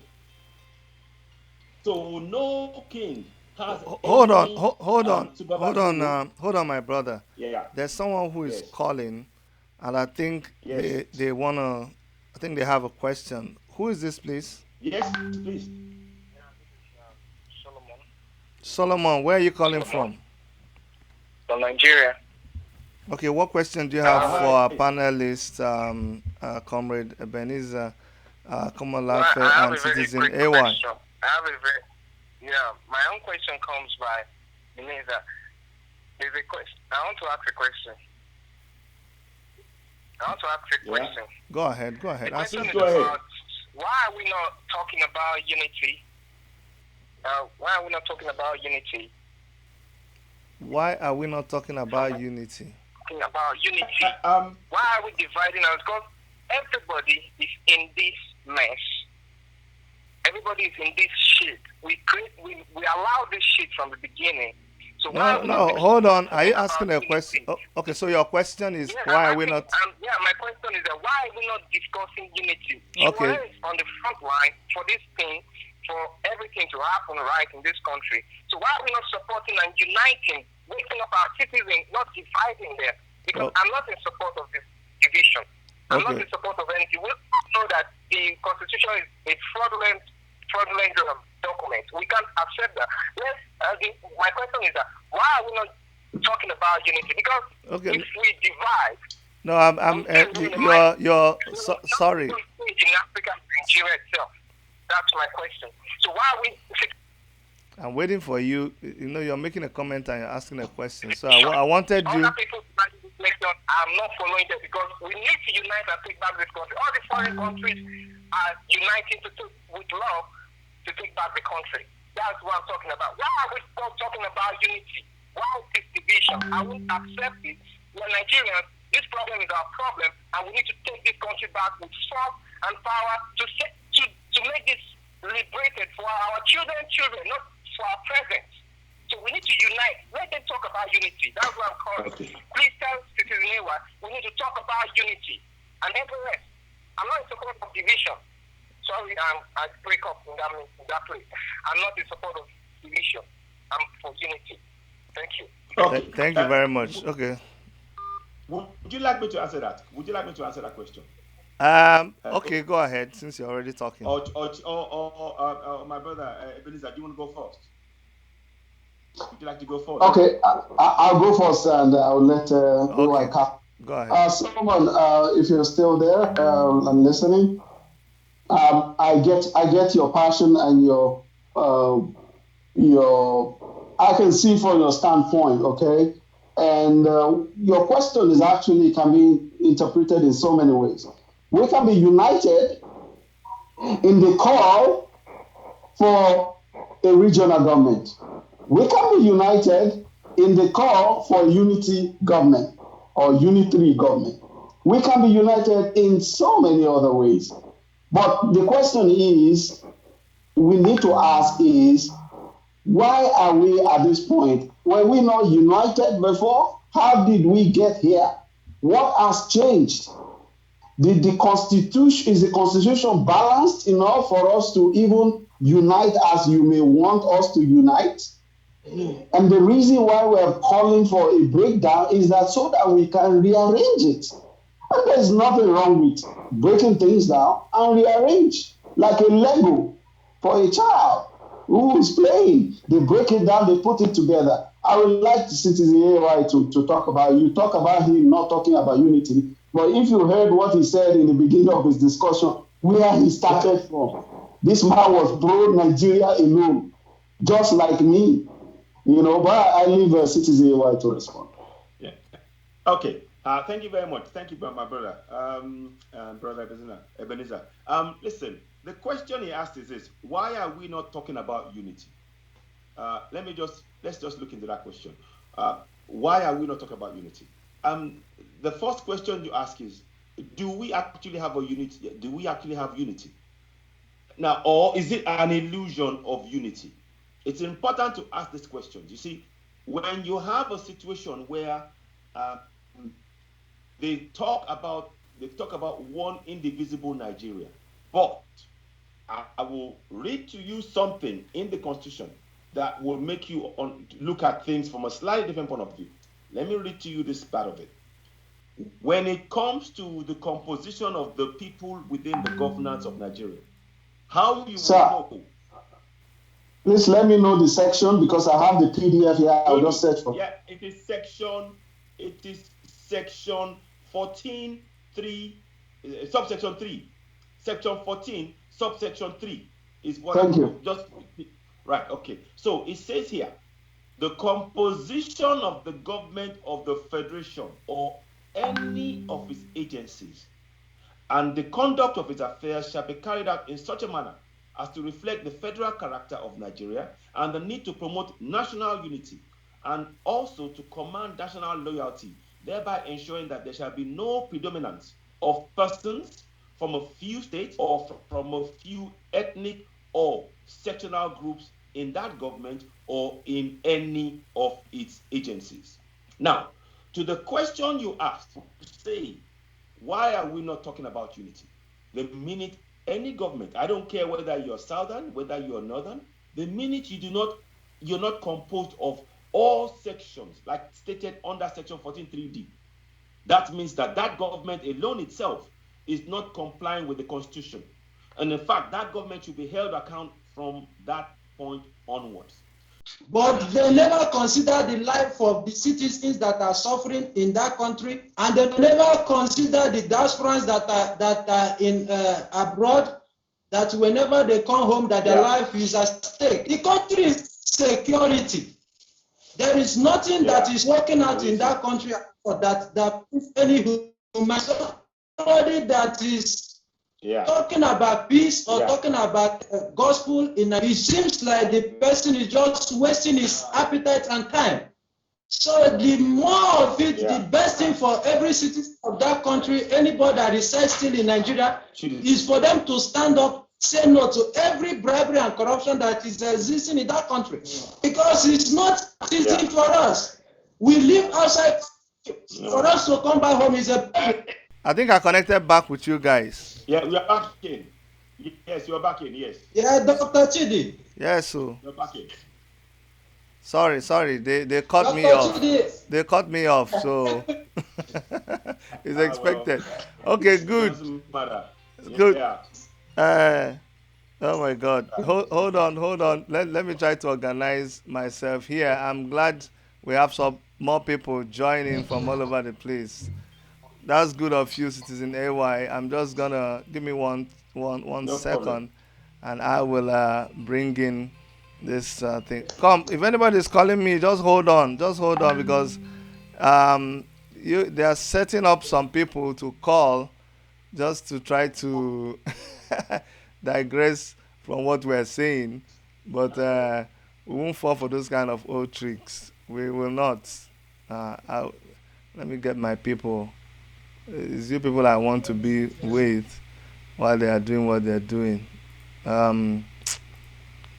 Anyways, so go ahead and talk while I try to connect with you guys, please. Okay, I think Ebenezer Commandant has gone off, so you might want to bring him back in. No. Ebenezer I is think on. it's gone off. Ebenezer is on here. Is it on? Yes, it's on my Okay. side. Uchenna was speaking. I'm here. Uchenna was speaking I earlier. can see. I Okay, can see good. citizen. So yes, thank you very much. Thank you. Glad. So basically, what we are saying in all of this is this, and we continue to say it, is that I agree with you.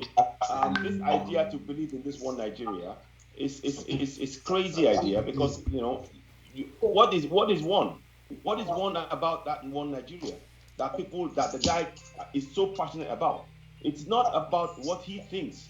It's about what he's been made to think about one Nigeria. Let me Hold show you on, the there's screen. a caller coming in. Let's just take this person, and we can all talk Okay. about whatever he wants to say. Hello, who is speaking? Okay. Quickly tell us your name and make your comment or your question. Hey, Dr. Hello, Dr. For taking my call. My name is Bright Ibope. I'm calling from USA. Okay. Um, I don't want us to be continue. I'm a legal representative. I don't want us. By now, we have known since independence or whatever amalgamation that the Muslims can never work with Christians, because it's in the Quran. We are infidels. So no matter what you do, they can never succumb to you, because a devout Muslim will always be subjective to the son of the to Quran. So the best thing is for everybody. There's nothing like referendum or whatever, what you call restructuring. Let everybody be on their own and But govern themselves. okay, can I ask you something? I think we are not talking about religion here, because if No, no, we're not. that's another talk altogether. It's not about Muslim and All of it. Christians, Yeah. because I can tell you straight up that there are, No. within the people who are causing the problem for Nigeria, there are Christians inside there, just like there are Muslims, and there are people Yes. who are not even Yeah. Christians or Muslims at all, who are worshiping Ogun, who are worshiping Amadioha, but they are still causing the problem. So I don't want. There are so many parts to this thing. The part I want us to discuss and the part I want us to focus on is the regions.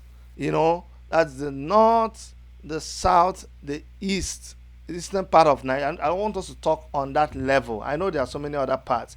Do you think Okay. that, yes, do you think we should all go our separate ways, and sort our issues, and then come back and decide whether we want to be Nigeria or not? Or do you think we should just continue the way we are now?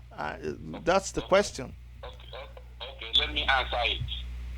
The answer is that we should go our separate ways, right? In Oh, the sense that what I'm telling you now, like somebody, that I have your guest now reading the constitution of Nigeria. If you read that constitution, if you read the constitution well, mm. Quran or Muslim was mentioned in many areas, and they all coin to be like Nigeria is a Muslim country, whereas it's a secular state. So Christian is not mentioned. So why would you take away Christianity and Muslim away from what we are discussing? They are live together. Okay. Okay. Thank you so much for your contribution. Thank you very much, and we'll deal with that. Yeah. What I just want to say before other people contribute is this: it is not good for us to like model things up. Like I said, there are so many issues to talk about, but I don't want us to model things up. I want us to focus on the fact that Citizen AY already said that the constitution allows the constitution allows people. Okay, I see that there are some people who were actually trying to Wait, join. I will um I think you okay, sorry, they left, but I'll try to add other people. Or were you guys able to add people to the discussion? no, we weren't. I wasn't able to, because I couldn't. I couldn't No, bring up the. the I couldn't guy, bring up that. the last person just he just barged He into the just barged in. I conference, don't even know how he and added. Okay. yeah, and knocked you out. Okay, no problem. No problem. Anyway, what I'm saying is this: to the last caller, is what I'm trying to say. And Edmond Fumilayo, just hold on 1 second. Hold on. Somebody is calling Edmond Fumilayo, but hold on. What I'm trying to tell the last caller is that the problem is not with the religion, because it is in AY already told us that the constitution, the problem he has with the constitution is that the constitution allows Sharia law, and Sharia law allows, recognizes the emirs and the sultans. So if it must allow those people who are also religious or traditional rulers, then it must also make provision for either the chiefs and the obas and also the reverend fathers and the priests. So that is already a fundamental issue there. So you see how we should. Sir, Yeah, go ahead. Thank you for that analysis. What you have just said now answers Solomon. With all due respect, I'm seeing from the comment that Solomon is a supporter of AAC. I am an ardent supporter of AAC. And I am I'm in soul and body. so I am not a member, but I'm a supporter. Yeah. And I'm a Revolution Now participant by physical. Yes. All right. But look at what Dr. Chidi and AY analyzed from the Constitution. There is no balance. There is no equality.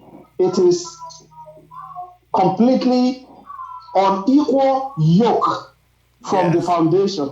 Yeah. So until we go back to the foundation and rebuild the foundation, I remember in the university in SciWest, after like 300 level, you do SciWest before you go for the main IT for an engineering student.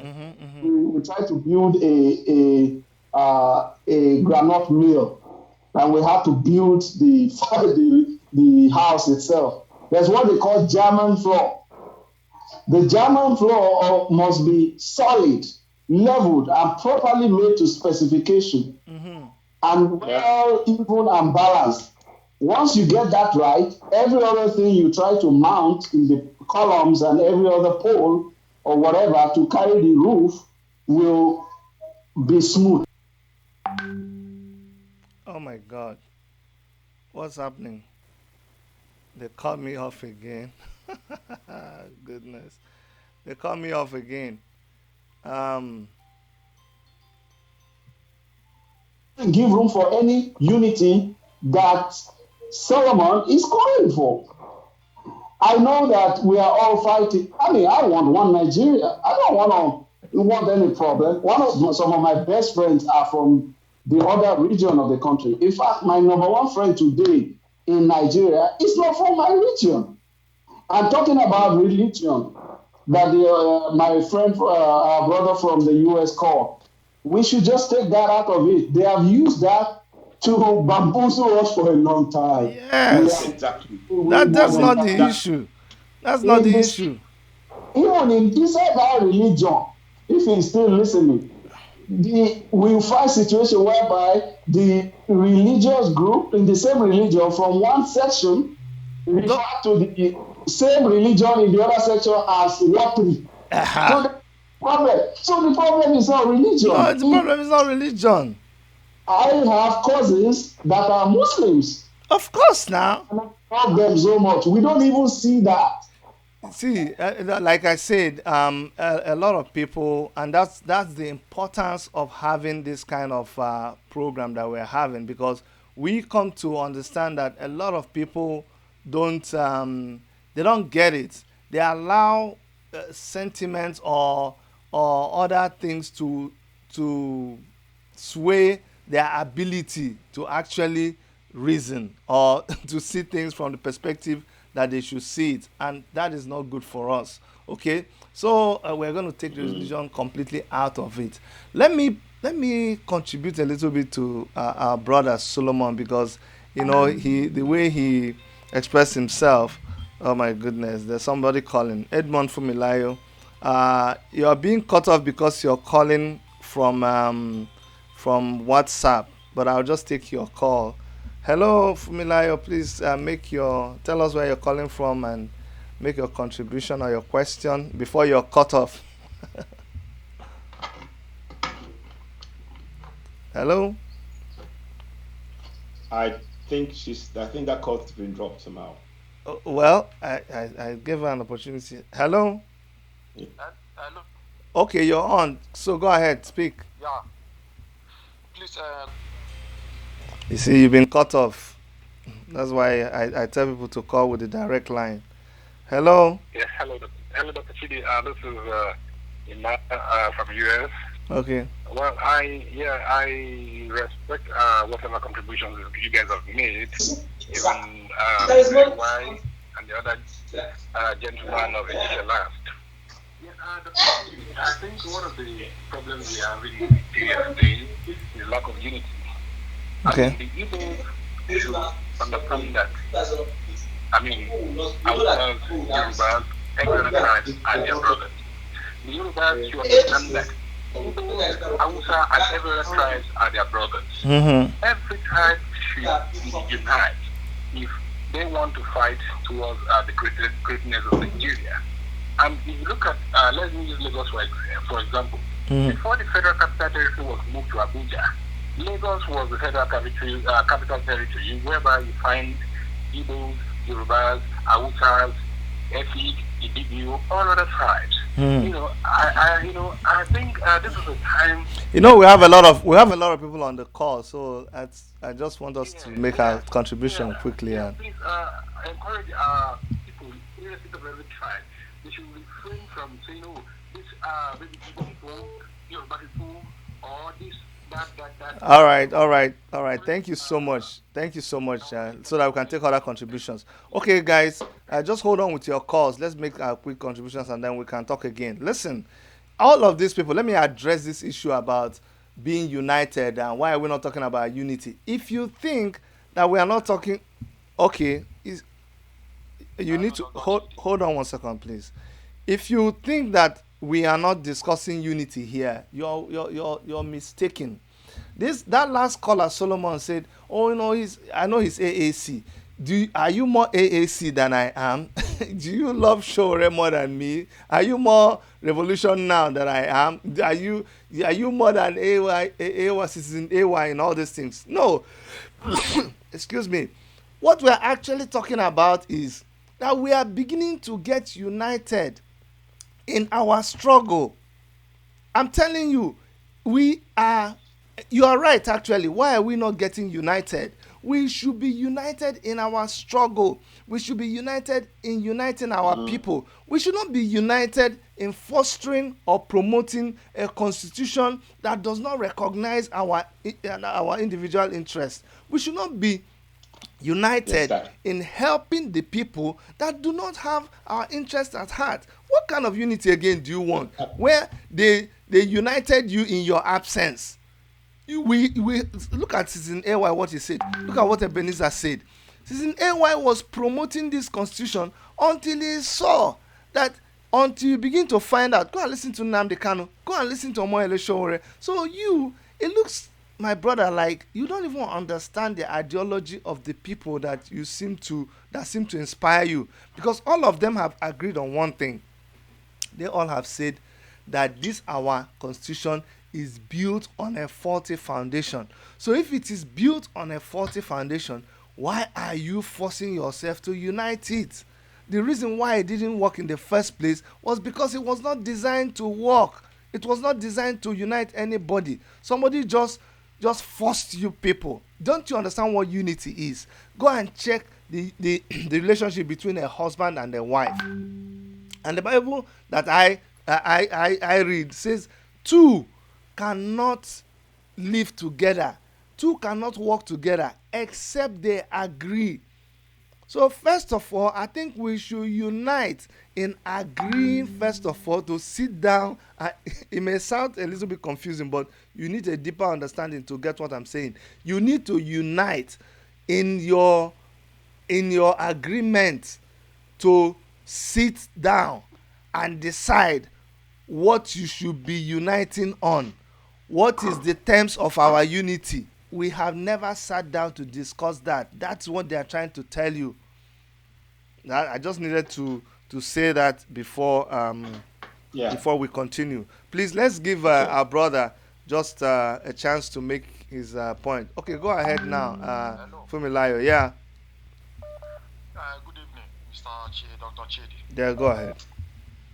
Please, I want to ask Citizen AY a question with Ebenezer. Go ahead. I want to ask them a question. Mm-hmm. Please, many people are calling for Good evening. division of Nigeria, Mm-hmm. mostly now, Yoruba. Mm-hmm. Okay, fine. It's good to divide. It's good to go separate on our own separate way for the peace and the unity of our people. But now, if Nigeria divides now, who will lead the Yoruba Odua? Who will lead Odua race for us? Who will be the person? Because they are clamoring of division. Tinubu is there. Many politicians in Southwest are there. They are not even talking of all those people. Likely the same in Southeast. Those people are the problem of South. Our problem in Nigeria is not Fulani or Hausa or anybody. Our problem is those politicians, those evil politicians in Southeast and South. They are the real problem we have, because they are the people who are backing those people. Yes, that's the truth. Okay, my brother. Okay. I've heard what you said. Thank you so much. Komolafe, you heard him, my brother. You have heard him very well. So go ahead and answer him. You can already see that they see how they've messed us up. We don't even know when we are south or southeast or southwest or east west anymore. But go ahead and please attend to his question. Okay, as usual, I will start. I always like to listen to AOI, and rapid. Okay, very interesting point, my brother that called.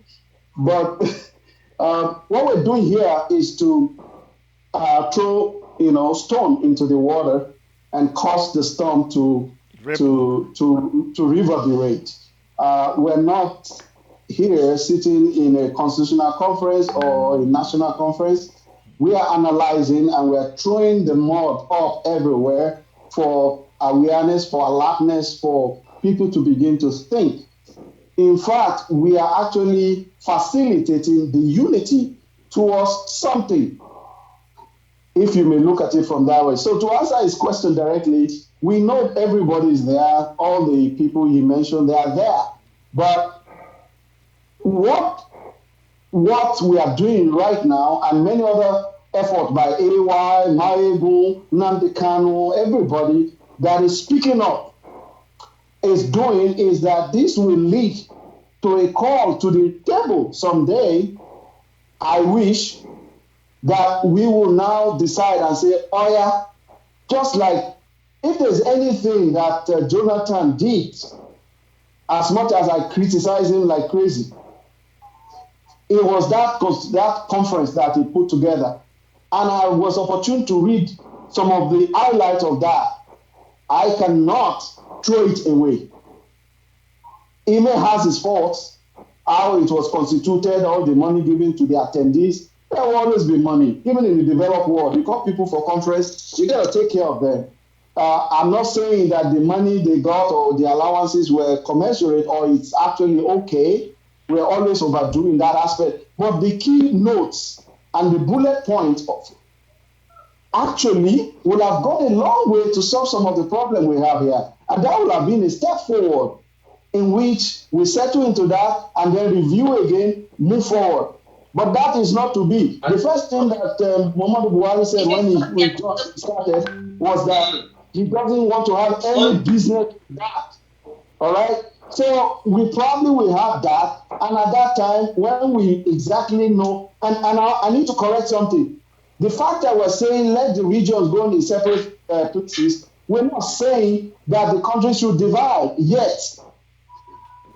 Even though I don't care if it's going to be complete division and every form a country, but what I am meaning is that let us restructure the country in a way where the constituent regions, as it will be defined, should be able to take care of themselves, and we have a modular system which is more efficient. I pass it on to Ewa, citizen. Go ahead. Yes, hello. Quick one. Very interesting point about that the problems we face are not only, it's not the Fulanese, and that they are mainly our own politicians in the South as well. Yes, that's very, very true. But it's also true to say that the Fulanese are the ones who have been controlling things from the beginning. The problem we have on the ground now is because of the desire of the Fulanis to have absolute control of all areas of the country.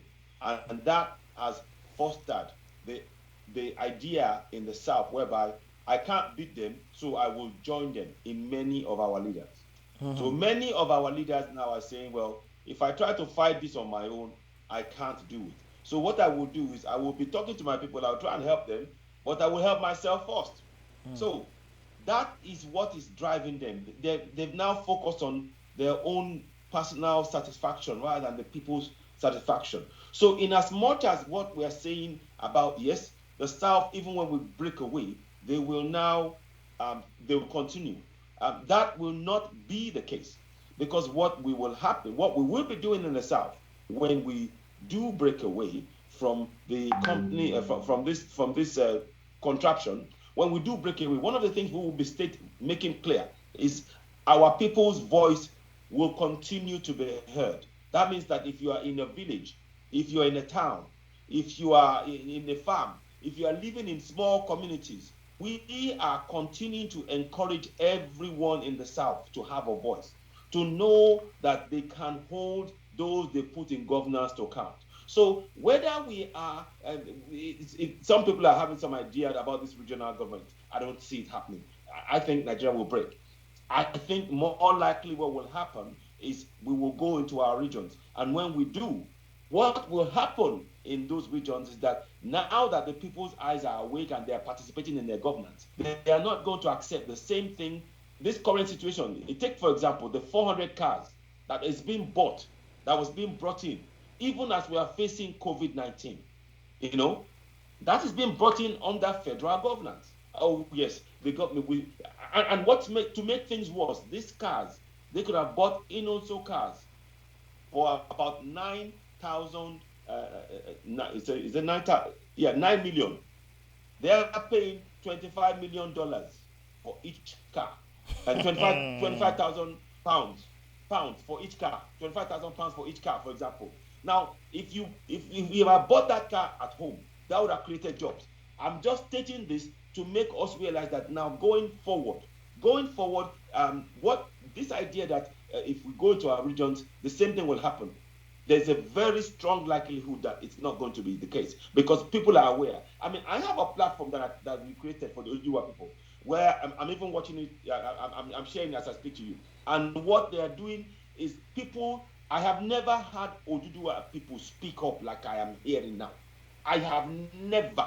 People are speaking passionately. They are saying enough of this suffering. We can no longer accept this. We appeal to our kings and our queens and our leaders. Look, you cannot do this to us anymore. We are human beings and you cannot treat us like this. So the idea to say that the same thing will happen under this new when we have this new breakup of new nations, this is why Republic, Biafra, and all of that it will happen. Those old leaders will continue as before. It's not going to happen, because the new generation of citizens that's been created are much more aware. They are very, very online savvy. They are very, very news savvy. So that, for me, is not something that we need to worry about. We need to continue to spread that message, in the South. I think we need to do that. And those in the North who want to join the bandwagon and create Arewa, we encourage them to. Because right now, as far as we're concerned, Project Nigeria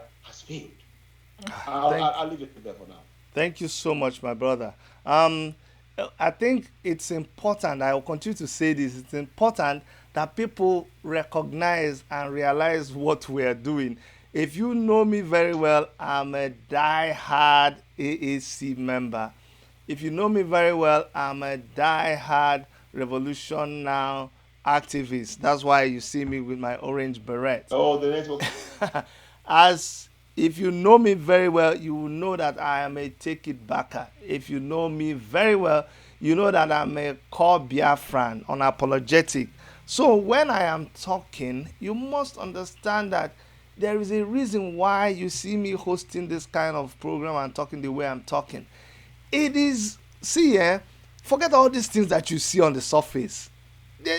These people, they have money. They have money to manipulate things. They have money to post it online. They have money to get all the radio has. I participated in the politics in Nigeria recently, and it opened my eyes to what it takes for you to be on the media. If you want to be in every newspaper, it's money. So they can keep whatever narrative they want out there. They can keep it online for 1 week. They have the money to do that. But that does not represent the true wishes of the people. That does not represent the heartbeat of the people. Actually, the people that are bringing you the truth, the one that is the real skin of the news, is people like me. I'll tell you, people like Citizen AY, my good diary, people like Nnamdi Kanu, people like Omoyele Shore. They are the ones that are bringing the reality to you, if you care to know.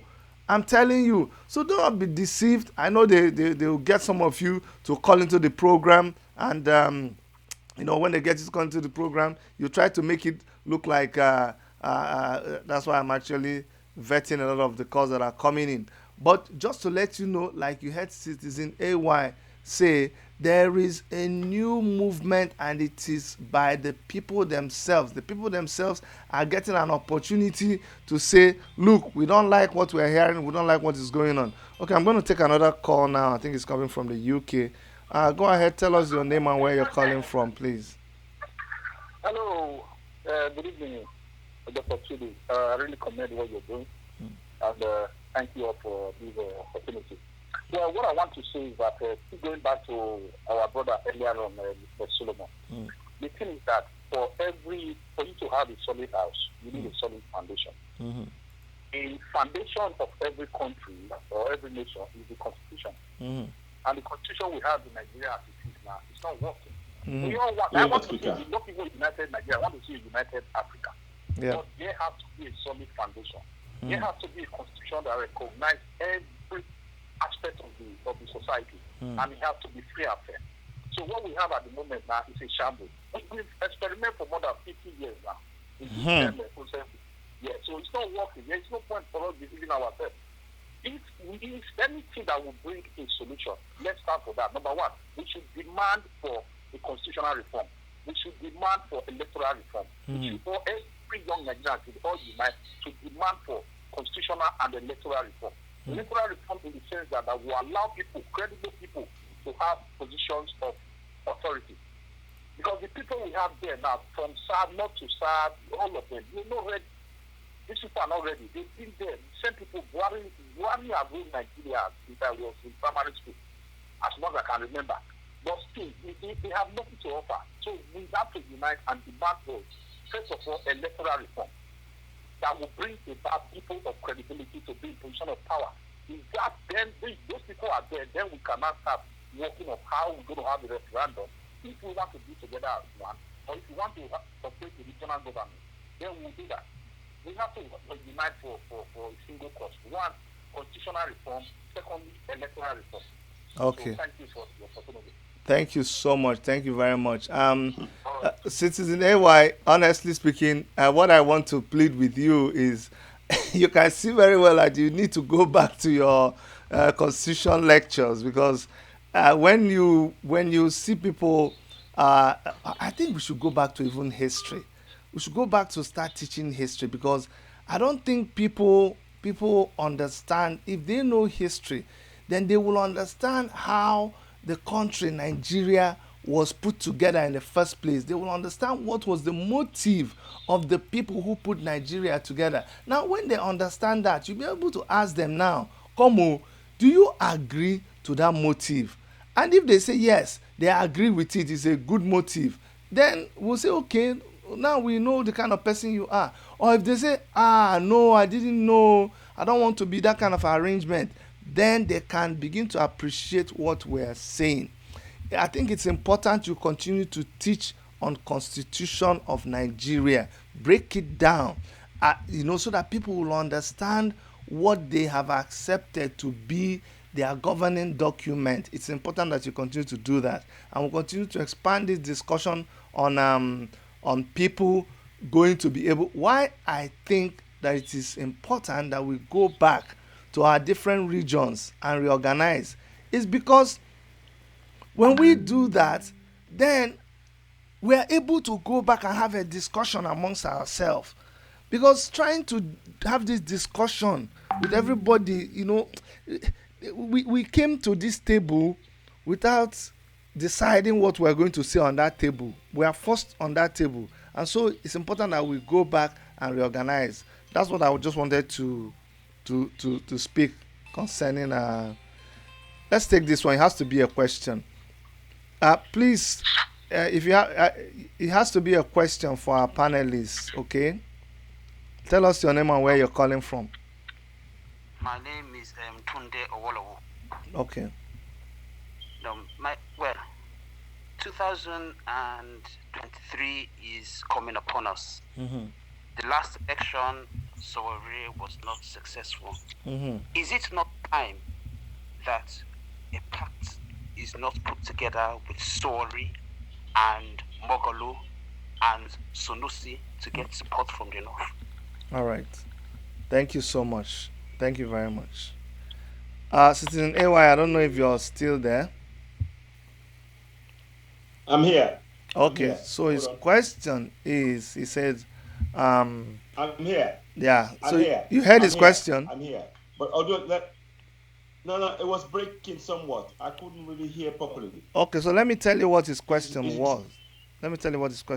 His question was that 2023 is around the corner, that shouldn't we be busy trying to get Mogalo and Shore and people like Sanusi to... Oh, yeah, I remember. Yeah, yes. Yeah, so that's his question. My brother, listen, the way things are going, I don't know if you people are aware. Are you guys aware? Are people aware that just recently the United People's Natives Organization, UPNO, granted Oduduwa people the right of representation in their midst. We've become the 45th member of the UPNO. That is the Oduduwa speaking people of of Southwest. So okay, this idea to say, oh, one Nigeria is still going to go on by 2023. I'm sorry, there are more and more evidence of it not happening. Now, as much it would happen if the government of the day tore up the constitution right now. That constitution must be torn up, and we need to have a constitution that everybody signs up to. And this constitution would have to be based on proper census of the numbers of citizens in the country. And I don't see that happening. I mean, the fact of the matter is that those in power right now, they just believe that Nigeria is one indivisible nation, and it's for them. The benefits are going to flow to the north, and everybody in the south has no say in what happens. And that is not a governance. That is not a democracy. That is fiefdom. So this idea to say we should be focusing on 2020, we cannot focus on 2023 without ironing out the fundamentals. The fundamentals remain. This flawed constitution. To be honest with you, Chidi, you mentioned talking about the idea of promoting the constitution. To be honest with you, I cannot promote something that I know is flawed. Let me give you that section I was telling you, just to tell you when you hear it. The reason I want to read this to you. No. Point of correction before you go ahead. I have not said promote the constitution. I have said, you see, knowledge is power. So explain it, not teach it. I know explain what is inside there, so that people, because when you're telling people something is bad, they are saying, why is it bad? They've not even opened the book. Exactly. Yes, yes. You're absolutely right, my brother. The voice is gone. No, no, I can The hear voice you. is I gone. can hear you. No, Okay, no, I can good. hear you. So so We're so you're hearing so you. you're absolutely Yeah, right. I can Of course, hear you. 1 second, please. Okay. One second, please. So what I was saying is this. Going back to what I was saying. Chidi is of course right. You're right in stating that we should make people be aware of why we are saying the constitution is not working. So that's probably that's how I should have phrased it. So I'm saying we are speaking the same language. You're saying for people to understand why we are saying this constitution is unworkable. Let's continue to expose the lies. So here's one of the lies. Section 29.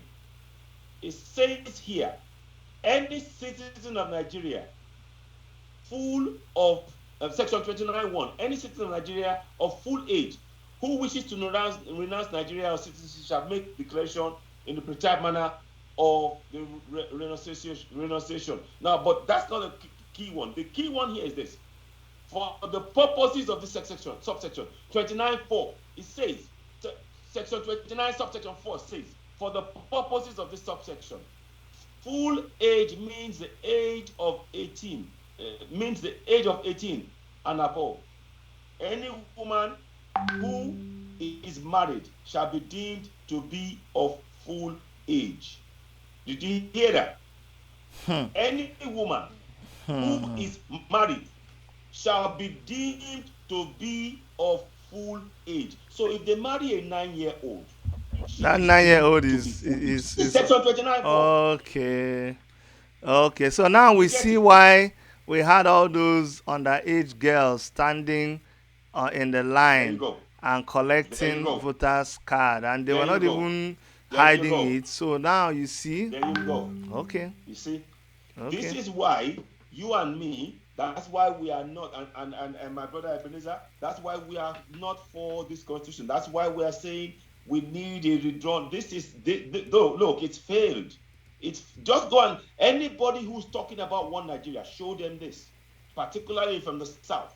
It means that anybody you can marry 20 girls. You can marry 20 underage girls. Once they are married, they are deemed to be of full age. That means they can vote. So that's 20 votes, illegal votes. No, it's look, and I have tried to make people understand. I've had a lot of my brothers and sisters from the Biafran area of Nigeria.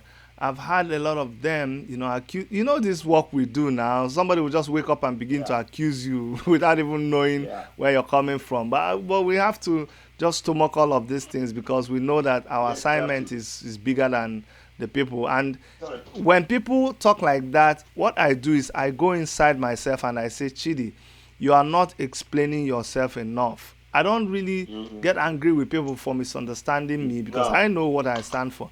So what I do is I make more efforts to make people understand me instead of being angry with them. And the point I want people to know is that nobody in their right senses still believes in one Nigeria. Let me say it clearly. Nobody believes in one Nigeria. No, what they believe, let me just take this call and tell this person to call because they've been calling. Please, what's your name and where are you calling from?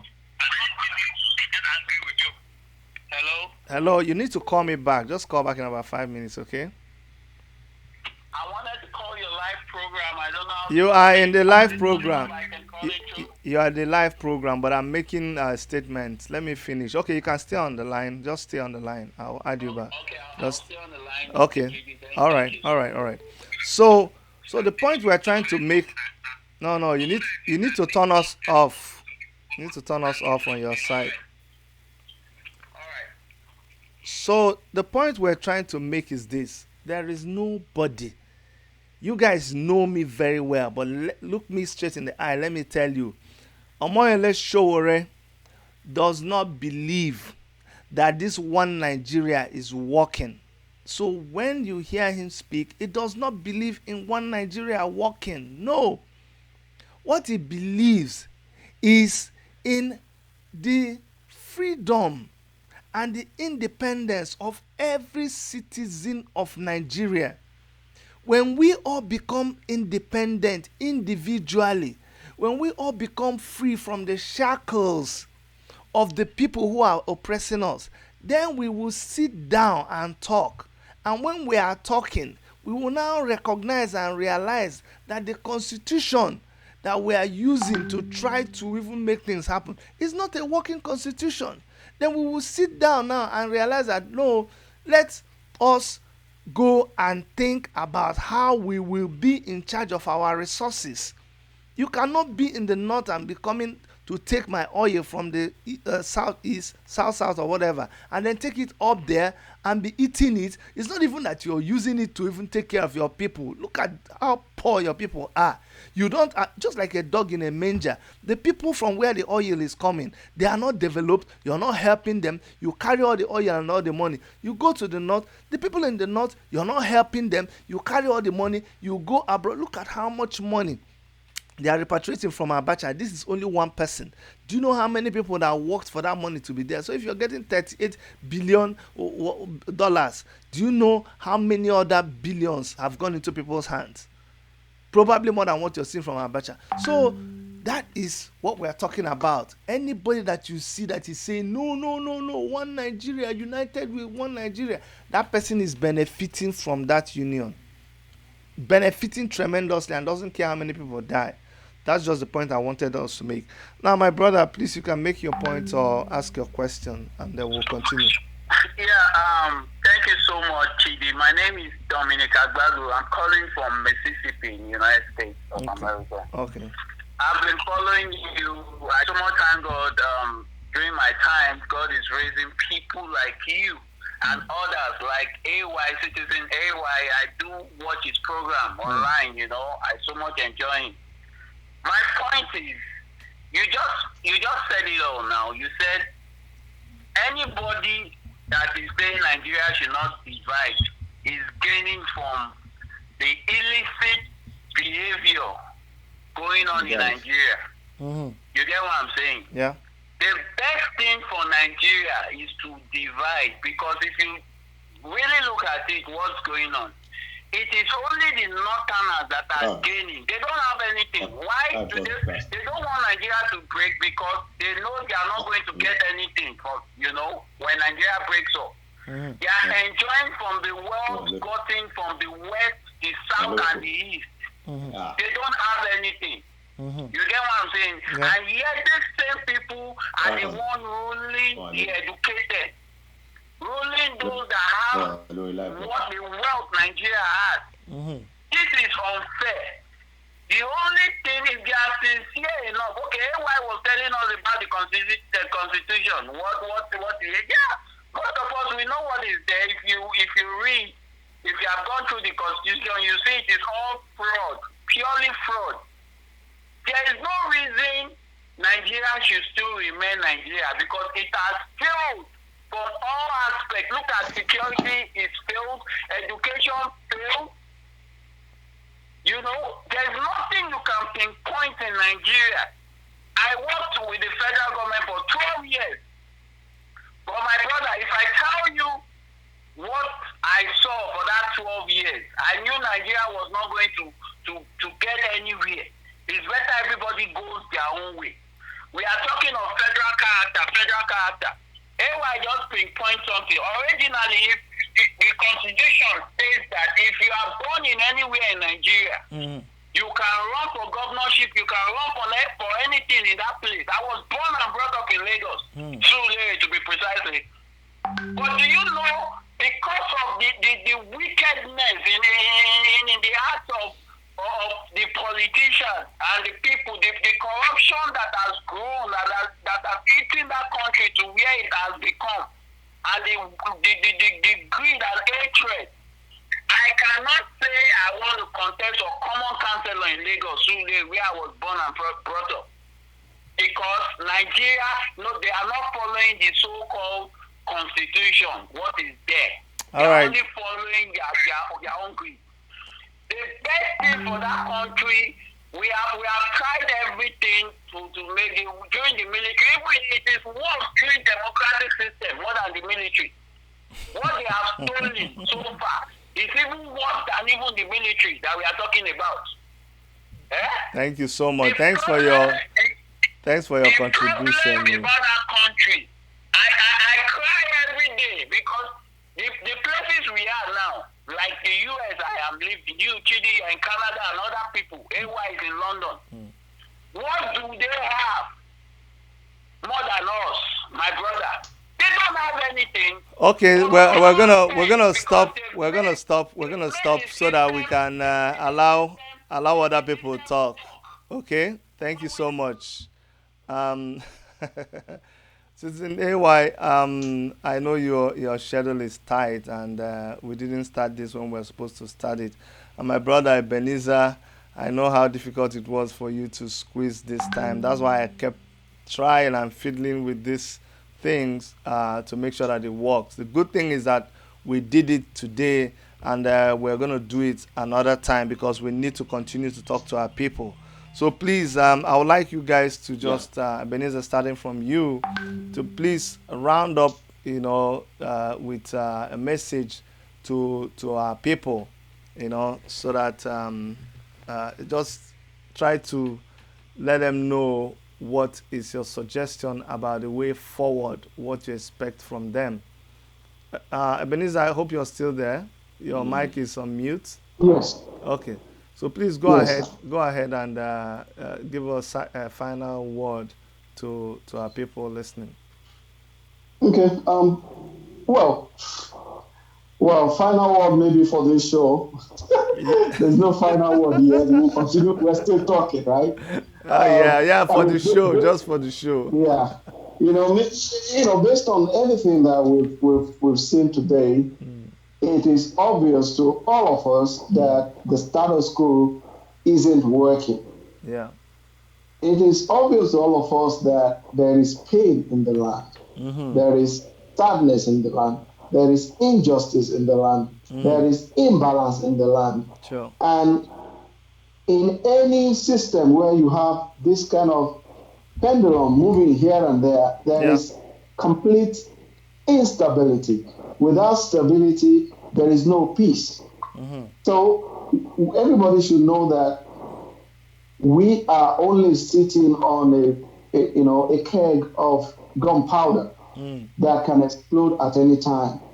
We either make a choice to walk around to defuse this time bomb, or we live in denial and continue to, praise whatever system we have now and, look away from the problem until it explodes on all of us. Mm-hmm. Or we face it right now, talk about it, as painful as it may be, as bitter as it may be, tell each other the truth to our face and come together to forge a way forward, either by complete breakdown of the country into partition that can function properly, or a coming together to foster a proper working model that will be acceptable to everyone.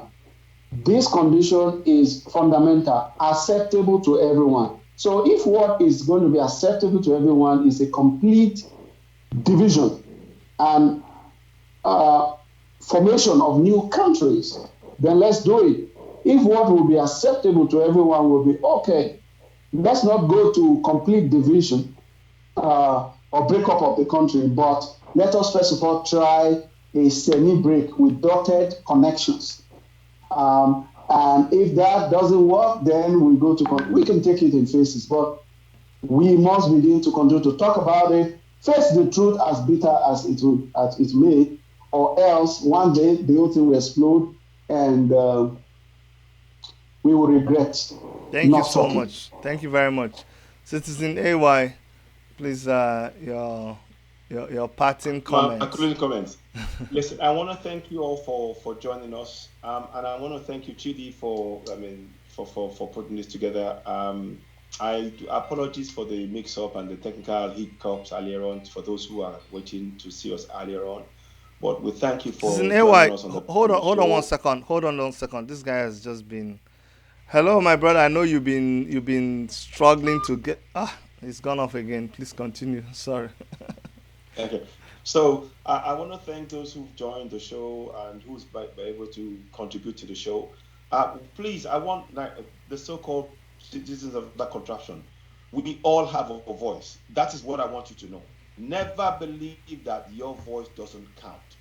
You need to know that your voice counts. In fact, it matters. That's one of the things that Showore states. He wants everybody's voice to count. And that's the standpoint I have. It's not about Showore, it's not about GD, it's not about me, it's not about the brother Ebenezer. It's about all of us standing together to stand up for our rights. Now, going forward, the contraption that we know as Nigeria is not working. And everything that must be looked at, we have to upturn everything. We've got to turn everything upside down to build something that will work. If that means breaking Nigeria up, all of us, it doesn't need to go to war. If it means that we go to our various groups and various Oduduwa, Biafra, and Arewa, and whatever, then let's do so.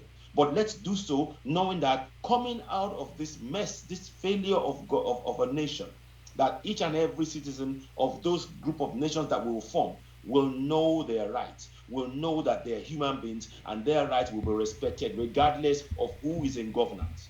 And that is something that we must all sign up to. As it stands now, nobody has a confidence in a government in which they're relying on a constitution that's fraudulent. Nobody trusts a government where, as we speak, the money from Abacha is still coming in, and as it's coming in, it's being split among themselves. Nobody trusts a government where the House of Reps can buy 400 cars, yet we have got no hospitals to take care of people in this COVID-19. It is, I don't want to get on. I really want to save my emotion, because when I get into this, I actually get very sad.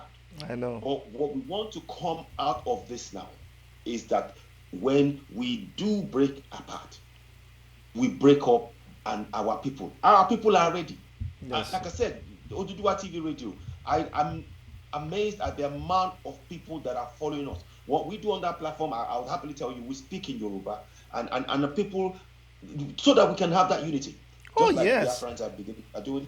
We have to have that, because what has the project Nigeria has reduced Nigerians to? We have no commonality, and because the continuous modus operandi has been to just defraud, extort, kill, silence, oppress, suppress. You name it. Look, all manners of crimes are being carried out under that project Nigeria. So anybody who believes in it, I'm sorry, you need to wake up. I mean, we're giving you evidence upon evidence upon evidence. I could go on. So right now, what I want everybody to do now is, it's about empowerment, self-empowerment. Know your rights, help your fellow people know your rights, because that's the only way we will be able to get infrastructures in all the countries that we will create in that, following the breakup of that contraption. That's the only way forward. So that's what I wanted to say. Thank you. I mean, I'd like to say that there's hope for that contraption, but to be honest, there isn't. There isn't. So, but thank you very much for having me on the show. Thank you so much, Season AY. We're going to do this, and I know we'll advertise it. I just wanted to try it. Today was the first day. Yeah. We didn't do very badly. But please, when next you have time, come around and let us keep teaching the people, and bring your constitution. Bring your constitution so we can open and show people evidence. Thank you so much. Thank you. Thank you now. Thank you. Bye-bye. Okay, bye-bye. All right, Ebenezer, thank you so much too, and bye-bye from me here. Thank you. All right, guys. Okay, so those are my guests on today's show. There's a lot of up and down with the technical aspect of the whole show, with the platform, with connecting. But I promise to do it much better. I promise to do it more structured. What I try to show by just going ahead to do this program is that with where we're going in Nigeria, with what we have there, we just cannot give up. I'm trying a lot of platforms. We're trying Zoom. We're trying so many things.